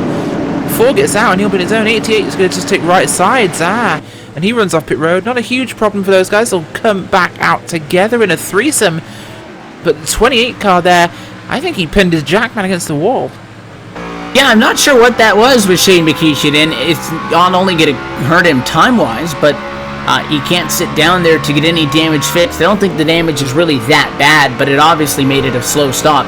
So that 8-car group is now split up. These top 3 might be able to get away. Atwell, Flag, and Jorgensen. I think McEachin's going to have to fall back to get with Walker, Henry, Altmans, and Bassini if they want to work on something. 21 laps to go. I think those guys might just be able to do it. More drivers down pit road this time. Andrew Berger going to come in. Dominic Dyball down pit road from 1 and 2. Certainly is, and that's exactly what they needed to do at this stage. And wow, this one's going to be interesting. We've definitely shaken things up in the front pack, and mistakes were made in a particularly unforced situation. These guys got so used to doing yellow flag stops. Well, we said that there's typically a point in the race in which we are going to see some green flag pit stops, and this one just happens to be much later on in the race than I think we would typically expect to see. So guys who have yet to come down to the pit lane, really non-existent. I think that everybody, if not mostly everybody, kind of knocked that thing out. Berger, Dieball, they were down the last time, and they had waited an extra lap compared to everybody else. So we'll see how they run as they try to get up to speed. Keep an eye on the 4, Garrett Atwell. He's coming topside. He's going to be able to get around Dieball again. They've been out on track much longer. They're going to be able to have some momentum. Looks like the 54, though, interestingly enough, for Brandon Montevice, a lap car, going to pull in behind Dieball, try to help him out. Certainly is, and he'll do what he has to do here to make this one happen, but Dieball's not moving as well as we'd like him to do in this one. He's been not as strong, perhaps, in this race. We've seen him a bit closer to the front. He is now, of course, but that car just seems to be running in line. Going to be a good point stay for him if things stay the way they are at the moment, Evan, but it's not looking like a win yet. Nothing guaranteed. Look at the 24 of Andrew Berger, your race leader. That's what about a 10-mile-an-hour disadvantage does for you. Atwell inside and got it. I think the 10 Rod Flag kind of talking with the 24. They work together to group up like that. If Rod Flag stayed on the bottom, Andrew Berger would be long gone. He's going to have to give a tip of the cap to the 10 if he does something with this. So now in front of them, look at the 54. Sideways again. He will try to hang on. And another close call in the tri-oval. Will work out, though. How about Dominique Dieball to the race lead at lap 76? No help, though, on the inside. No help at all on the inside there. Not what they needed to have happen, as this one's unusual here. AT going to go high side as well. They're just going to let Dieball stay down there on his own. I must feel sorry for him here, but the inside's faster when you've got a couple of cars, but when you've got nobody helping you, it's just as bad as if it's outside. 12 machine way up against the fence that time. Corey Henry get a swoop back down to the inside, and now we have a much larger, lead pack than what we thought we might have. After we saw those top 3 break away, all 8 drivers have recovered and are back in this thing within a second at the top spot. So now's the point where things are going to start to get crazy. I think that more or less that last run was relatively tame, and again, they knew, hey, we got to get to pit stops, and I think that was the right call. They're good to the end, assuming that you didn't put in enough fuel. We go 3 wide for the race lead this time. I think Jorgensen might get it because he's got help. He certainly does indeed. Jorgensen has all the help he wants at this stage. And that might be just enough to get him up there. He does, in fact, on the top side, down to the bottom. McEachin can't go with him, but the 88 will. Jorgensen Jr. to the lead. Going to see if that 28 does something with it, or if he wants to kind of jump ship and get down to the inside. Garrett Atwell, no surprise, still on the outside. Contact with the 28. Big slot off of the corner, and he will hang on. Flag and McEachin got together. That one could have been a lot worse than it was. Oh, absolutely, but they just managed to keep this one in one piece, and thankfully no problems at this stage, but that could have been so much worse, Evan. Luckily for those guys, all it did was fire a couple of sparks off, and everybody was able to keep on going. So this battle continues, and the 88 sees the run. The guys who just about took each other out last time by, working together on the top side of the racetrack. We'll go 3 wide to work around the lap traffic. Dan Harrington now going to fall off of the lead lap. He'll take over the Lucky Dog position for a brief moment. That leaves Andy Kessler in 21st as the last driver on the lead lap, and that 88 of Jorgensen successfully able to slow those guys down topside, slows them down, gets back in line, continues to lead. He does indeed, and manages to keep the car moving at this stage of the race, which is what he needs to do. The front pack here is going to be very competitive towards the end of this one. That 20 car of Derek Walker, he's back in this lead pack. That's not something we thought we'd say, but he's that fast repair he had waiting at the pit stop. That car looking like it's in very good shape now. He could definitely be a threat here at the end, especially as his teammate Corey Henry behind him. Can somebody maybe back from 6th or 7th or 8th in this battle be a factor in it? Again, there's so much movement. Sometimes, a battle with 5 cars at the end of a race, Rachel, is going to be a lot better than a battle with 15, 25 cars. Because when there's that many cars, you're basically 2 wide, both the inside and the outside is log jam. There's enough cars in this battle to make it interesting, but still enough space amongst them where they can move around. You see the 4 that time, go bottom to top. I think that the ability to move around and make moves will make this an exciting finish. And I think that really, if you're any of those 8 guys, you got a chance at this thing. Oh, it absolutely will make this a fantastic finish at this stage of the race, Evan, as we're setting up for a really brilliant run here to the end, and these guys are going to do everything they possibly can to win this one. It could be any one of these group of drivers. Somebody else who wants to join the party is running in 9th at the moment, Jason Oltmans in the 51 Ford. Picked up that 82 with Dan Harrington that we just put a lap down. They are trying to draft and catch up to the lead pack. Everybody inside of the lead pack, 1st through 8th, within 0.4 of a second of each other. Last time by, Oltmans was 1.2 seconds off the top spot, so he might just successfully use this 82 to be a part of this battle. Yeah, that could certainly happen in this one. That's exactly where he needs to be. The 80 car is nearly getting involved, but I'm not sure. I don't think he's going to have this one, actually, Evan. Running now into our final 13 laps this time across the stripe. Red flag. Look at that, to the point. Red flag definitely in a place to be really competitive. I think this 51's going to get up here. The question is, can Chris Bassini tag along? The one was right there, and I think that if Oltmans wasn't able to find Harrington, he would have worked with Bassini, and Bassini would have appreciated that, but Bassini 1.9 seconds back, I just don't think is going to be able to get the job done. He falls 2.9 seconds back now that time by, and I think that without a yellow, he doesn't have much hope. So Jason Oltmans is there now. Question is, does he keep working with Dan Harrington, Rachel, or does he leave the 82 and kind of fights amongst himself with the race leaders? That's going to be the tricky question, of course. You want to make sure you're in a place to actually get that opportunity to move forwards, but fighting is tough. It's a tough decision. You want to make sure you're doing what you need to do to get your win in this series, but at the same time, fighting too soon could really cost these guys. You never want to make the move too early. You can make a spectacular move for the race lead at 12 laps to go. It's not going to be much, if you come home in 7th, but it's all said and done. The Tedderod flag continues to control. We close in on what's going to be 10 laps to go. In just a couple of laps from Talladega. We'll take this opportunity to step aside one quick final time. We go LSRTV non-stop, so you don't miss a moment of the action. Rod flag in control at lap 83.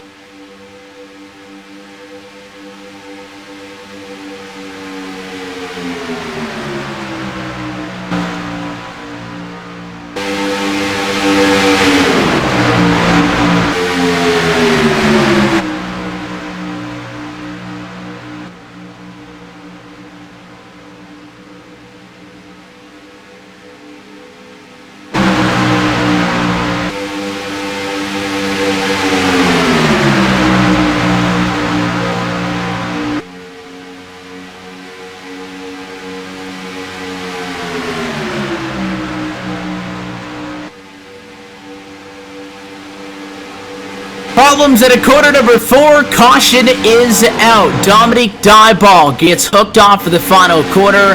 and that will be the reset button with 8 laps to go from Talladega. Kind of waiting for something like that to happen, Rachel, and he made a move to the inside, and I mean, the lane was there, but I think he kind of backed out at the gas just a little bit to find the spot, and he didn't find a sympathetic Derek Walker behind him who stayed in the gas and hooked him off of the corner. Yeah, Derek Walker just didn't really give him enough room there in that car as he came back up onto the racetrack. Well, it just hooked him up on the outside, and we go, well, yeah, English will go back green with, I believe, 3 laps in this one. That's going to be interesting. Yeah, and the question is, are people going to want to come down pit road despite the fact that they're good on tires already and come and get, or rather, that they're good on fuel already, but rather to come down and get tires, which would be interesting. It looked like that we'd kind of had this thing all figured out. It was going to be those 8 drivers battling for the race win, and now, well, there's 20 drivers on the lead laps. There's going to be at least 20 drivers fighting for it now. I think it's still with the same cars. I think a lot of these guys are going to stay out here, Evan. 3 laps run. They haven't been that on English again. I'm really struggling. It's late here, of course, in England. They haven't been out that long, so I think they're going to stay on this one. I think they've got just enough to make it to the end and risk staying out here. You might see, somebody not like a Jorgensen. I think that Jorgensen should stay out from up front. We'll find out this time as they come off in corner number 4. I think that the people who you might see pit, 10th, 15th on back, probably not going to be able to win the race from that far back without an advantage. Outside the top 10, now you come down pit road. No fuel, but you get 4 fresh tyres, and see if you can get a big jump on that restart. Maybe make a 3rd lane early on. Maybe start to really go around the outside. 3 laps, you can do it on fresh tyres if you get a big run with that advantage. So, 10th place backwards, I'm coming. Looks like at least 1 or 2 guys are going to come down to the pit lane, but a majority of the race leaders decide to stay out. Looks like with the exception of about 2-3 guys, Daniel Holloway going to come in from towards the back. Dominic Dyball going to be in. He needs to get that car fixed up as much as he can, if at all, after being showed where the outside fence was that time off the quarter number 4, and it also Roger Buff going to be coming down pit road. So very limited takers that far back, which somewhat surprised me. Yeah, certainly did. I thought people would have come down for some tyres further back in this pack. Front runners, no, you'll risk staying out. You'll risk trying to block lanes and stop people's runs, but I think if you've nothing to lose, 10th place backwards. So they will line up as they were running up at the front of the field. Guys towards the back there here and going with 2 tires. Jorgensen, your race leader. Corey Henry going to be 2nd. Andrew Berger 3rd. Jason Altman's 4th. And Garrett Atwell in 5th position. You thought that battle between 8 cars was good, and again, kind of to that point that we were just talking about, how sometimes 8 cars is a little bit of a better fight than 18 or 28 or whatever it may be, just because there's a little bit more room for those guys to move around. It's a little bit more poetic. I think that kind of a word that applies to that, Rachel, where there's room for these guys to go high and go low and try to set something up. There's going to be nothing poetic about this run to the end. It is going to be 20-plus cars not lifting and hoping that theirs is the one that crosses the start-finish line first. And if you look back at some of the races we've had this season, it doesn't necessarily have to be in one piece. Evan, this final run is going to be like the Seahawks, not wrong team again, to come back. I'll start again, because apparently, yeah, I'm losing my mind at this time in the morning, but this final 3 laps, Evan, this is going to be like the Patriots comeback in the Super Bowl second half. It's going to be brutal, and no one's going to know where it came from. And I know Mark Jorgensen Jr. wasn't guaranteed, the win if that caution didn't happen, but he was definitely in a fantastic spot, I think, to get the job done, having the track position at that moment, I think, to his benefit. So the question is just how many laps are we going to get on this final run to the end here? If the lights go out on the pace car next time by, we'll collect lap number 90, come back around to take the green at lap number 91. We will have a 4 lap to go shootout. If anything, we might get the lights on for at least one more time around. It'll be a 3 lap to go shootout. Nonetheless, in any circumstance, the restart's going to be with inside of 5 laps to go, which guarantees that it will be the final restart on the night. There is no overtime. This race will end at lap number 94, whether we are green or under caution. So Jorgensen really can't try to take it easy. He's just got to go and hope that, caution comes out either when he's leading or that he can somehow make that 88 wide enough to hang on for those 4 laps or whatever it ends up being. It's certainly possible to hold on. If he gets a great start here, he can hold on, and it's going to be interesting to see if he can manage it. You know, if you can control both lanes, 3 laps, 4 laps, plenty of time. We'll take a look this time to see if the lights do go out, and it'll give us a little bit of a better idea on what the format for this final restart to the end of this race is going to look at. The field lined up behind the iRacing.com Ford Mustang GT pace car. They don't appear to be getting in line double file quite yet. Now the 12 going to make the move to the outside. That would tell me that the lights are going to go off that time by. So it will be a restart with 90 laps complete tonight from Talladega and just 4 left to go. Absolutely, 4 laps to decide a race. Kind of seems cheap at this stage, Evan, to put 4 laps in really the deciding position of a whole event. But you know what? It's the same guys at the front that have been here all race long. I think it's one of those guys that will take this one home today. Will it be a new winner? That's the question. Another question is, as you noted, tying into that championship, 5 races so far this season, 4 different winners to this point. Mark Jorgensen Jr. was our winner in the season opener at Daytona. Brandon Chaburko won the following week at Talladega. Dana Osborne won the 3rd race at Daytona. Derek Walker, the last time we were here at Talladega, and Mark Jorgensen Jr. for the 2nd time but a year just 1 week ago. Jorgensen looking for win number 3, looking for his first at Talladega on the season. Again, every single time somebody who already is taking up one of those locked-in spots on wins takes home another win, it opens up another position on points.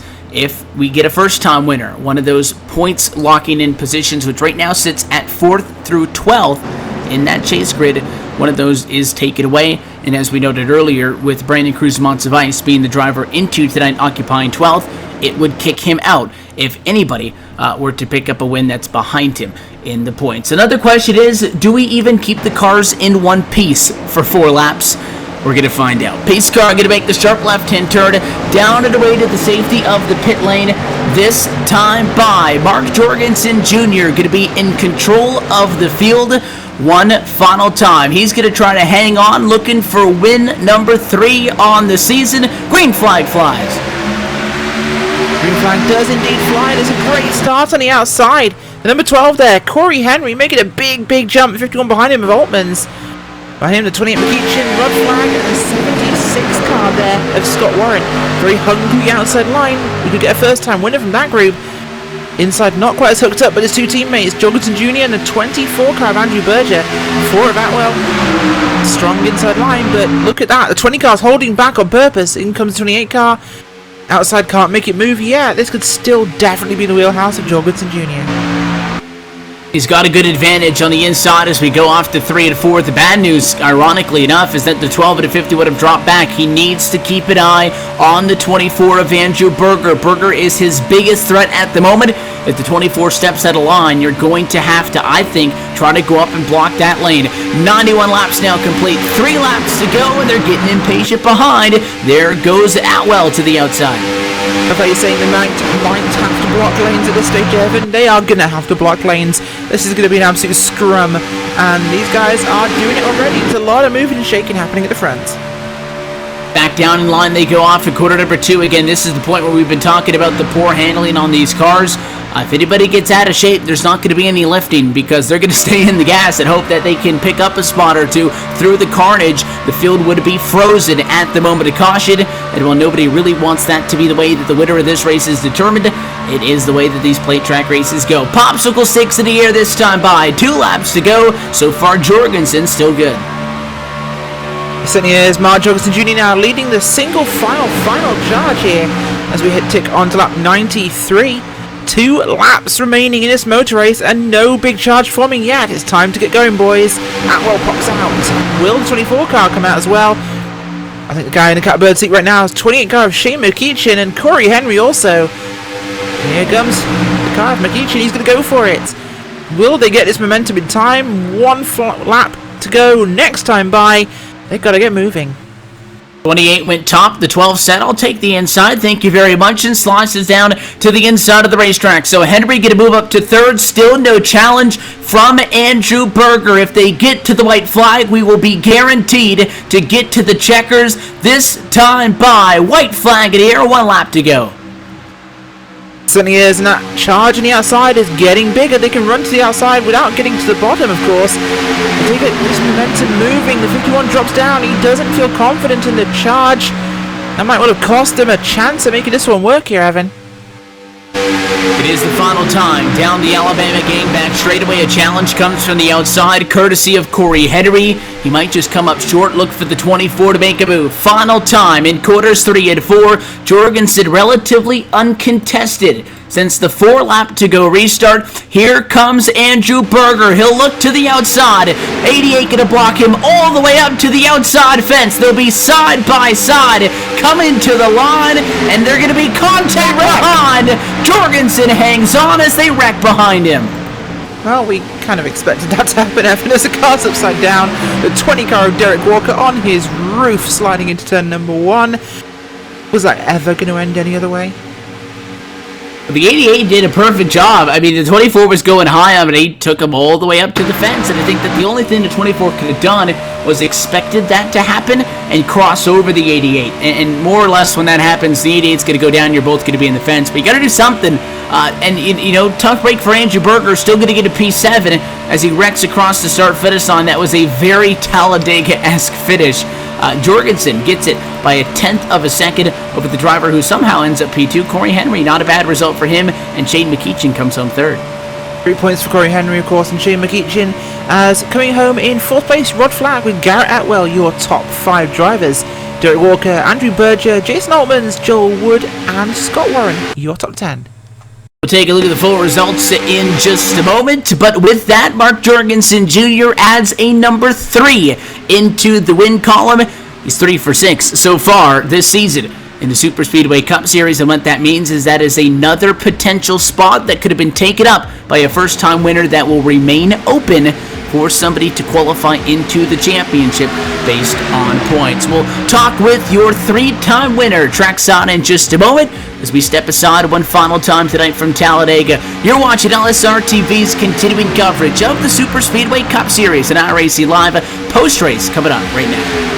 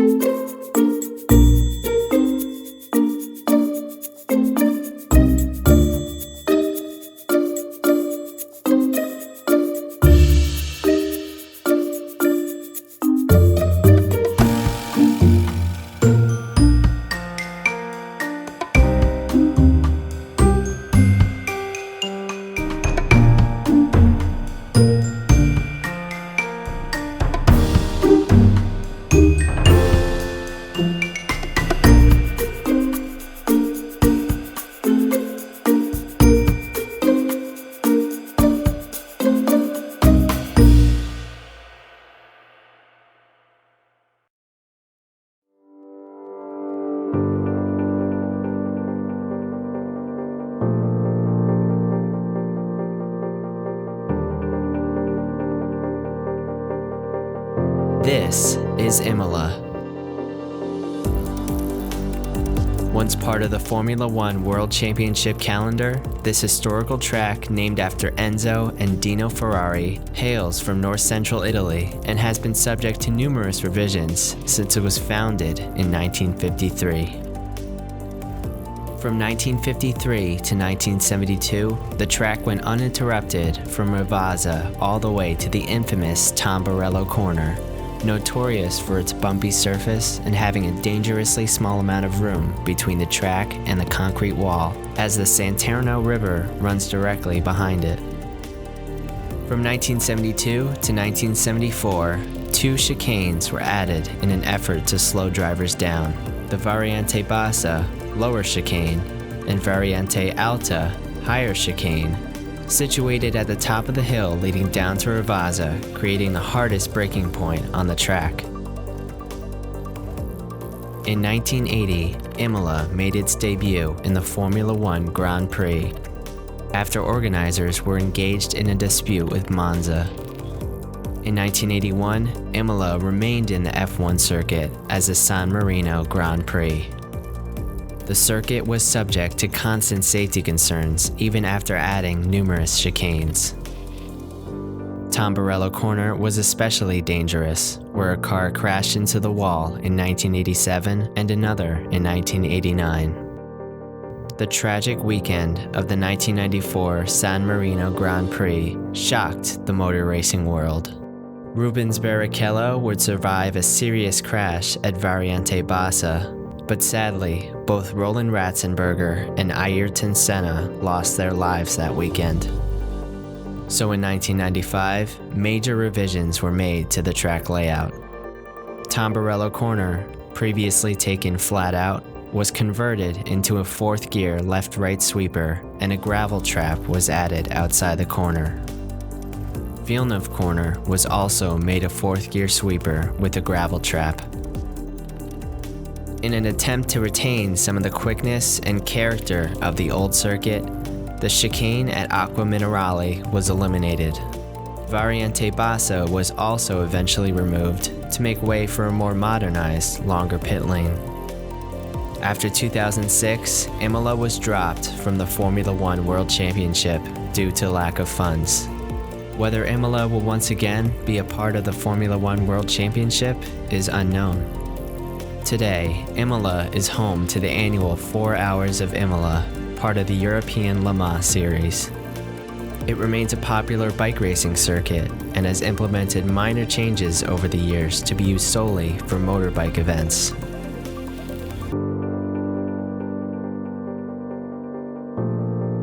Imola is an important track in motor racing history.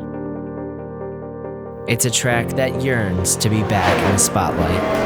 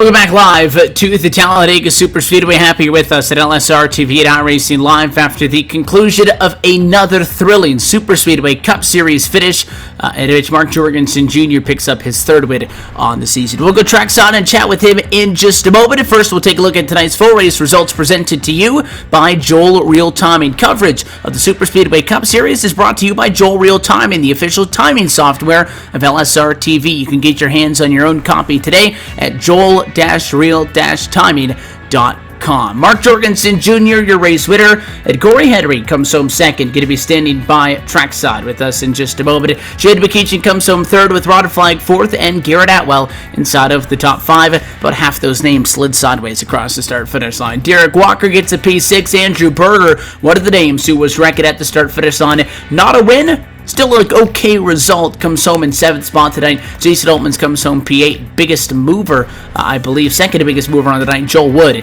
goes 26th to 9th, and then Scott Warren rounds out our top 10. P11 tonight, Chris Bassini coming home as one of the last of the DHI cars, with Rowan out second in 12th, Paul Servant and Dwayne Cooper in 14th, Frank Bassini the third in 15th, Dan Harrington, Brandon Cruz Monsavice, Roger Stewart, Roger Buff, and Daniel Holloway, your top 20. Continuing on through the rest of these guys, with the exception of Larry Kemp and Andy Kessler, who come home 21st and 22nd. Everybody else going to be off the lead lap. 23rd, 24th, and 25th for Justin Levine, Rodney Wofford, and Gary Champion. Dominic Dieball, Glenn Hedrick, Casey Malone, Kelly Dahl, Ramon Evans, all the way through 30th, and then 31st for Dana Osborne, 32nd for Brandon Shaburko. That's a look top to bottom at your LSRTV full race results for round number 6. We head trackside now and talk to Mr. Three-time winner on the season. Another one for the driver of the 88. And Mark, I know that it's your third win, and that's impressive enough, but now you've done it at every track. Daytona 07, and Talladega. So there's not even a weak point that anybody could aim for. You guys are just good. Oh, Evan, this is freaking amazing, man. Back-to-back wins. You know, I wasn't even thinking about that. I've won it at every track on the schedule, but man, that is awesome. Man, you know, it's hard enough to win these races. You know, to win one, you know, it's like, oh man, I won a race, you know, against guys that, you know, race Talladega and Daytona every week, you know, every Friday night, and to be able to come out here this season and have 3 wins already, I don't even know how many races, you know, into the schedule we are, 6 or 7 races. You know, you got half of them through 6, yeah. Oh my God, that's awesome. I can't wait till next Friday. I know that you guys are not planning on slowing down. The objective is week in and week out to win every single race you can. I've got good news. Talk about those tracks that you've won at. You've won at Daytona 07, Talladega, and Daytona. Those just happen to be all 3 races in the last round of the chase. Obviously, things change and it's different week by week, but you guys have been so good. Came into this season as a 9-time winner. You leave tonight as a 12-time winner, so you've gotten, you know, a third of what was your career total wins, career-wise, before tonight, or before this season, really, up through these first 6 weeks. Is there anything that's kind of clicking a little bit extra for you guys, or is it just a matter of getting that first win out of the way in the season opener at Daytona, getting locked into the chase, feeling good, and just kind of going with it? Yeah, I think a little bit of winning that first race, you know, to help my shots at getting into the chase. You know, once I secured that first win, you know, obviously, you know, every Friday night, you know, I would feel like I'm one of the more aggressive drivers. And, you know, obviously I want to lead every lap. I want to get to the front, you know, whatever I got to do to get up there to try to win the race. But, yeah, I mean, I think, you know, having that one win under the belt that, you know, for the 500, you know, kind of took a little pressure off, I guess you can say. To where I could just go out there and race super hard. I mean, heck, y'all saw it tonight, man. I was chopping people's noses off. I'm surprised I didn't turn myself, blocking people when I needed to. And, man, this is just awesome. 12-time winner in this league. That's freaking amazing. Very shortly here, you know, you're going to be catching up to, you know, the old-time, you know, top winners. I think that getting this 12th win tonight puts you 3rd all-time in series history, behind Brandon Shaburko at 17, Rodney Wofford at 18.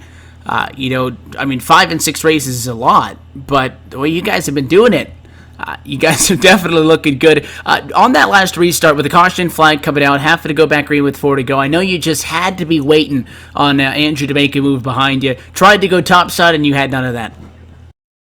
Oh, yeah, obviously, you know, like I said last week, talking to Rachel, you know, whenever you put me in the lead, you know, with a couple laps to go, you know, I feel like I'm in a prime spot. You know, I feel like I know what I need to do to be able to keep the guys behind me, whether it's block. I mean, it's almost one of those that I would risk turning myself in order to win the race. You know, that's how bad I want to win every Friday night. But, yeah, you know, I got through the gears really, really good on that restart. And, you know, going through turns 1 and 2, you know, I saw Andrew, you know, he was probably about a car and a half, you know, away from me on the bottom. And, you know, I saw them cars all lined up on the outside. I mean, they was bumper to bumper. You know, I thought surely, you know, one guy for sure was going to get by me. And coming out of turn 2, going down the backstretch, you know, the 24 car, I mean, he gave me a shot from hell, you know, and it propelled us both forward. And got the bottom lane rolling, saw that we was pulling away from the outside lane. But, yeah, those last few laps, I mean, I was watching my mirror, you know, because I'm not the kind of guy that likes to ride in line. And I know a lot of these other guys, you know, whenever I am the leader, I know a lot of them guys behind me, you know, they probably don't want to, you know, see me win another race. So, you know, they're going to do whatever they can to try to get by me. But, yeah, we went off into turn 3 on that last lap, and I knew Berger was going to try to make a move. I mean, shoot, I would also if I was in his position. But, yeah, I rode him up the track. I mean, I I missed time jumping in front of him, so the only option that I had was just to kind of ride him high. And once I did that, you know, it killed his run, and the cars behind me started coming, and I was able to get down in front of him. And coming out of turn 4, you know, I knew I had it locked up after that because everybody's runs behind me were just killed. I mean, it was awesome. Taking a look at, you know, what these wins mean for the championship. Obviously, you just need a run or a trip to victory lane to lock you guys in. Every single time, therefore, you add another win, it means that there's going to be a spot open based on points. Your win tonight means that somebody's going to get on points, you know, as opposed to a spot being open for somebody else to come to get a win. So, knowing that, well, you guys have taken care of your fate, and, you know, you can add up these wins, it doesn't necessarily affect you and your championship.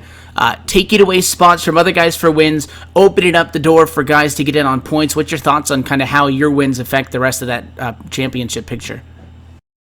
The biggest thing is, you know, is obviously, you know, the guys that have won this season, you know, me, Derek, and Dana, you know, if we can just keep on winning all the races, you know, it puts pressure on the guys that haven't won a race to essentially lock themselves in. So, you know, it puts a lot of pressure on them every single week to finish well. I mean, if you can't get that win and you start getting junked and you're not finishing races, DNFs or whatever, I mean, obviously you're not going to make the chase. I mean, that, you know, and that, you know, so I feel like every Friday night, you know, from here on out until the chase starts, I mean, that's what I'm going to do. You know, obviously I want to try to work with my teammates as much as I can, but whenever that white flag flies, man, it's all bets off. You know, I'm going to have to, you know, do what I can to stop other guys from winning. 3 wins in the opening 6 races of the season is not that bad looking. You guys will leave tonight as you enter just a little bit further ahead as the leader on the current championship grid mark. Sponsors, shout-outs, and all those good folks. Who makes it happen for you guys? Again, you know, Rod for putting this on every single week. You know, I love racing in this league.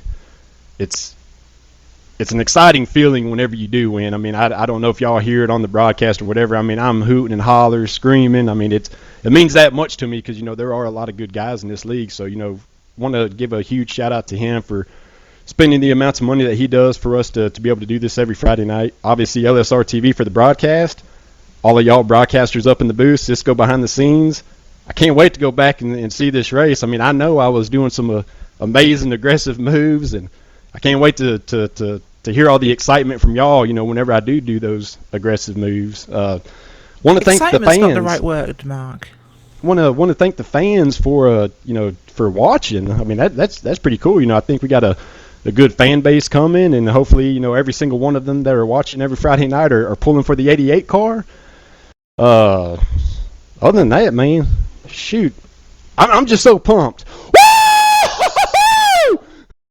Well, I'll tell you what, I can confirm to you that Friday nights is the most watched series on a consistent basis, and the chat, everybody chatting in there on the live broadcast says congratulations as well, Mark. To say the least, it is never a dull moment when you guys are up front and you put on a show for us. Congratulations on the 3rd win, and I challenge you to get the 4th one next Friday. We'll see you then. Oh, we're going to shoot for 3 in a row.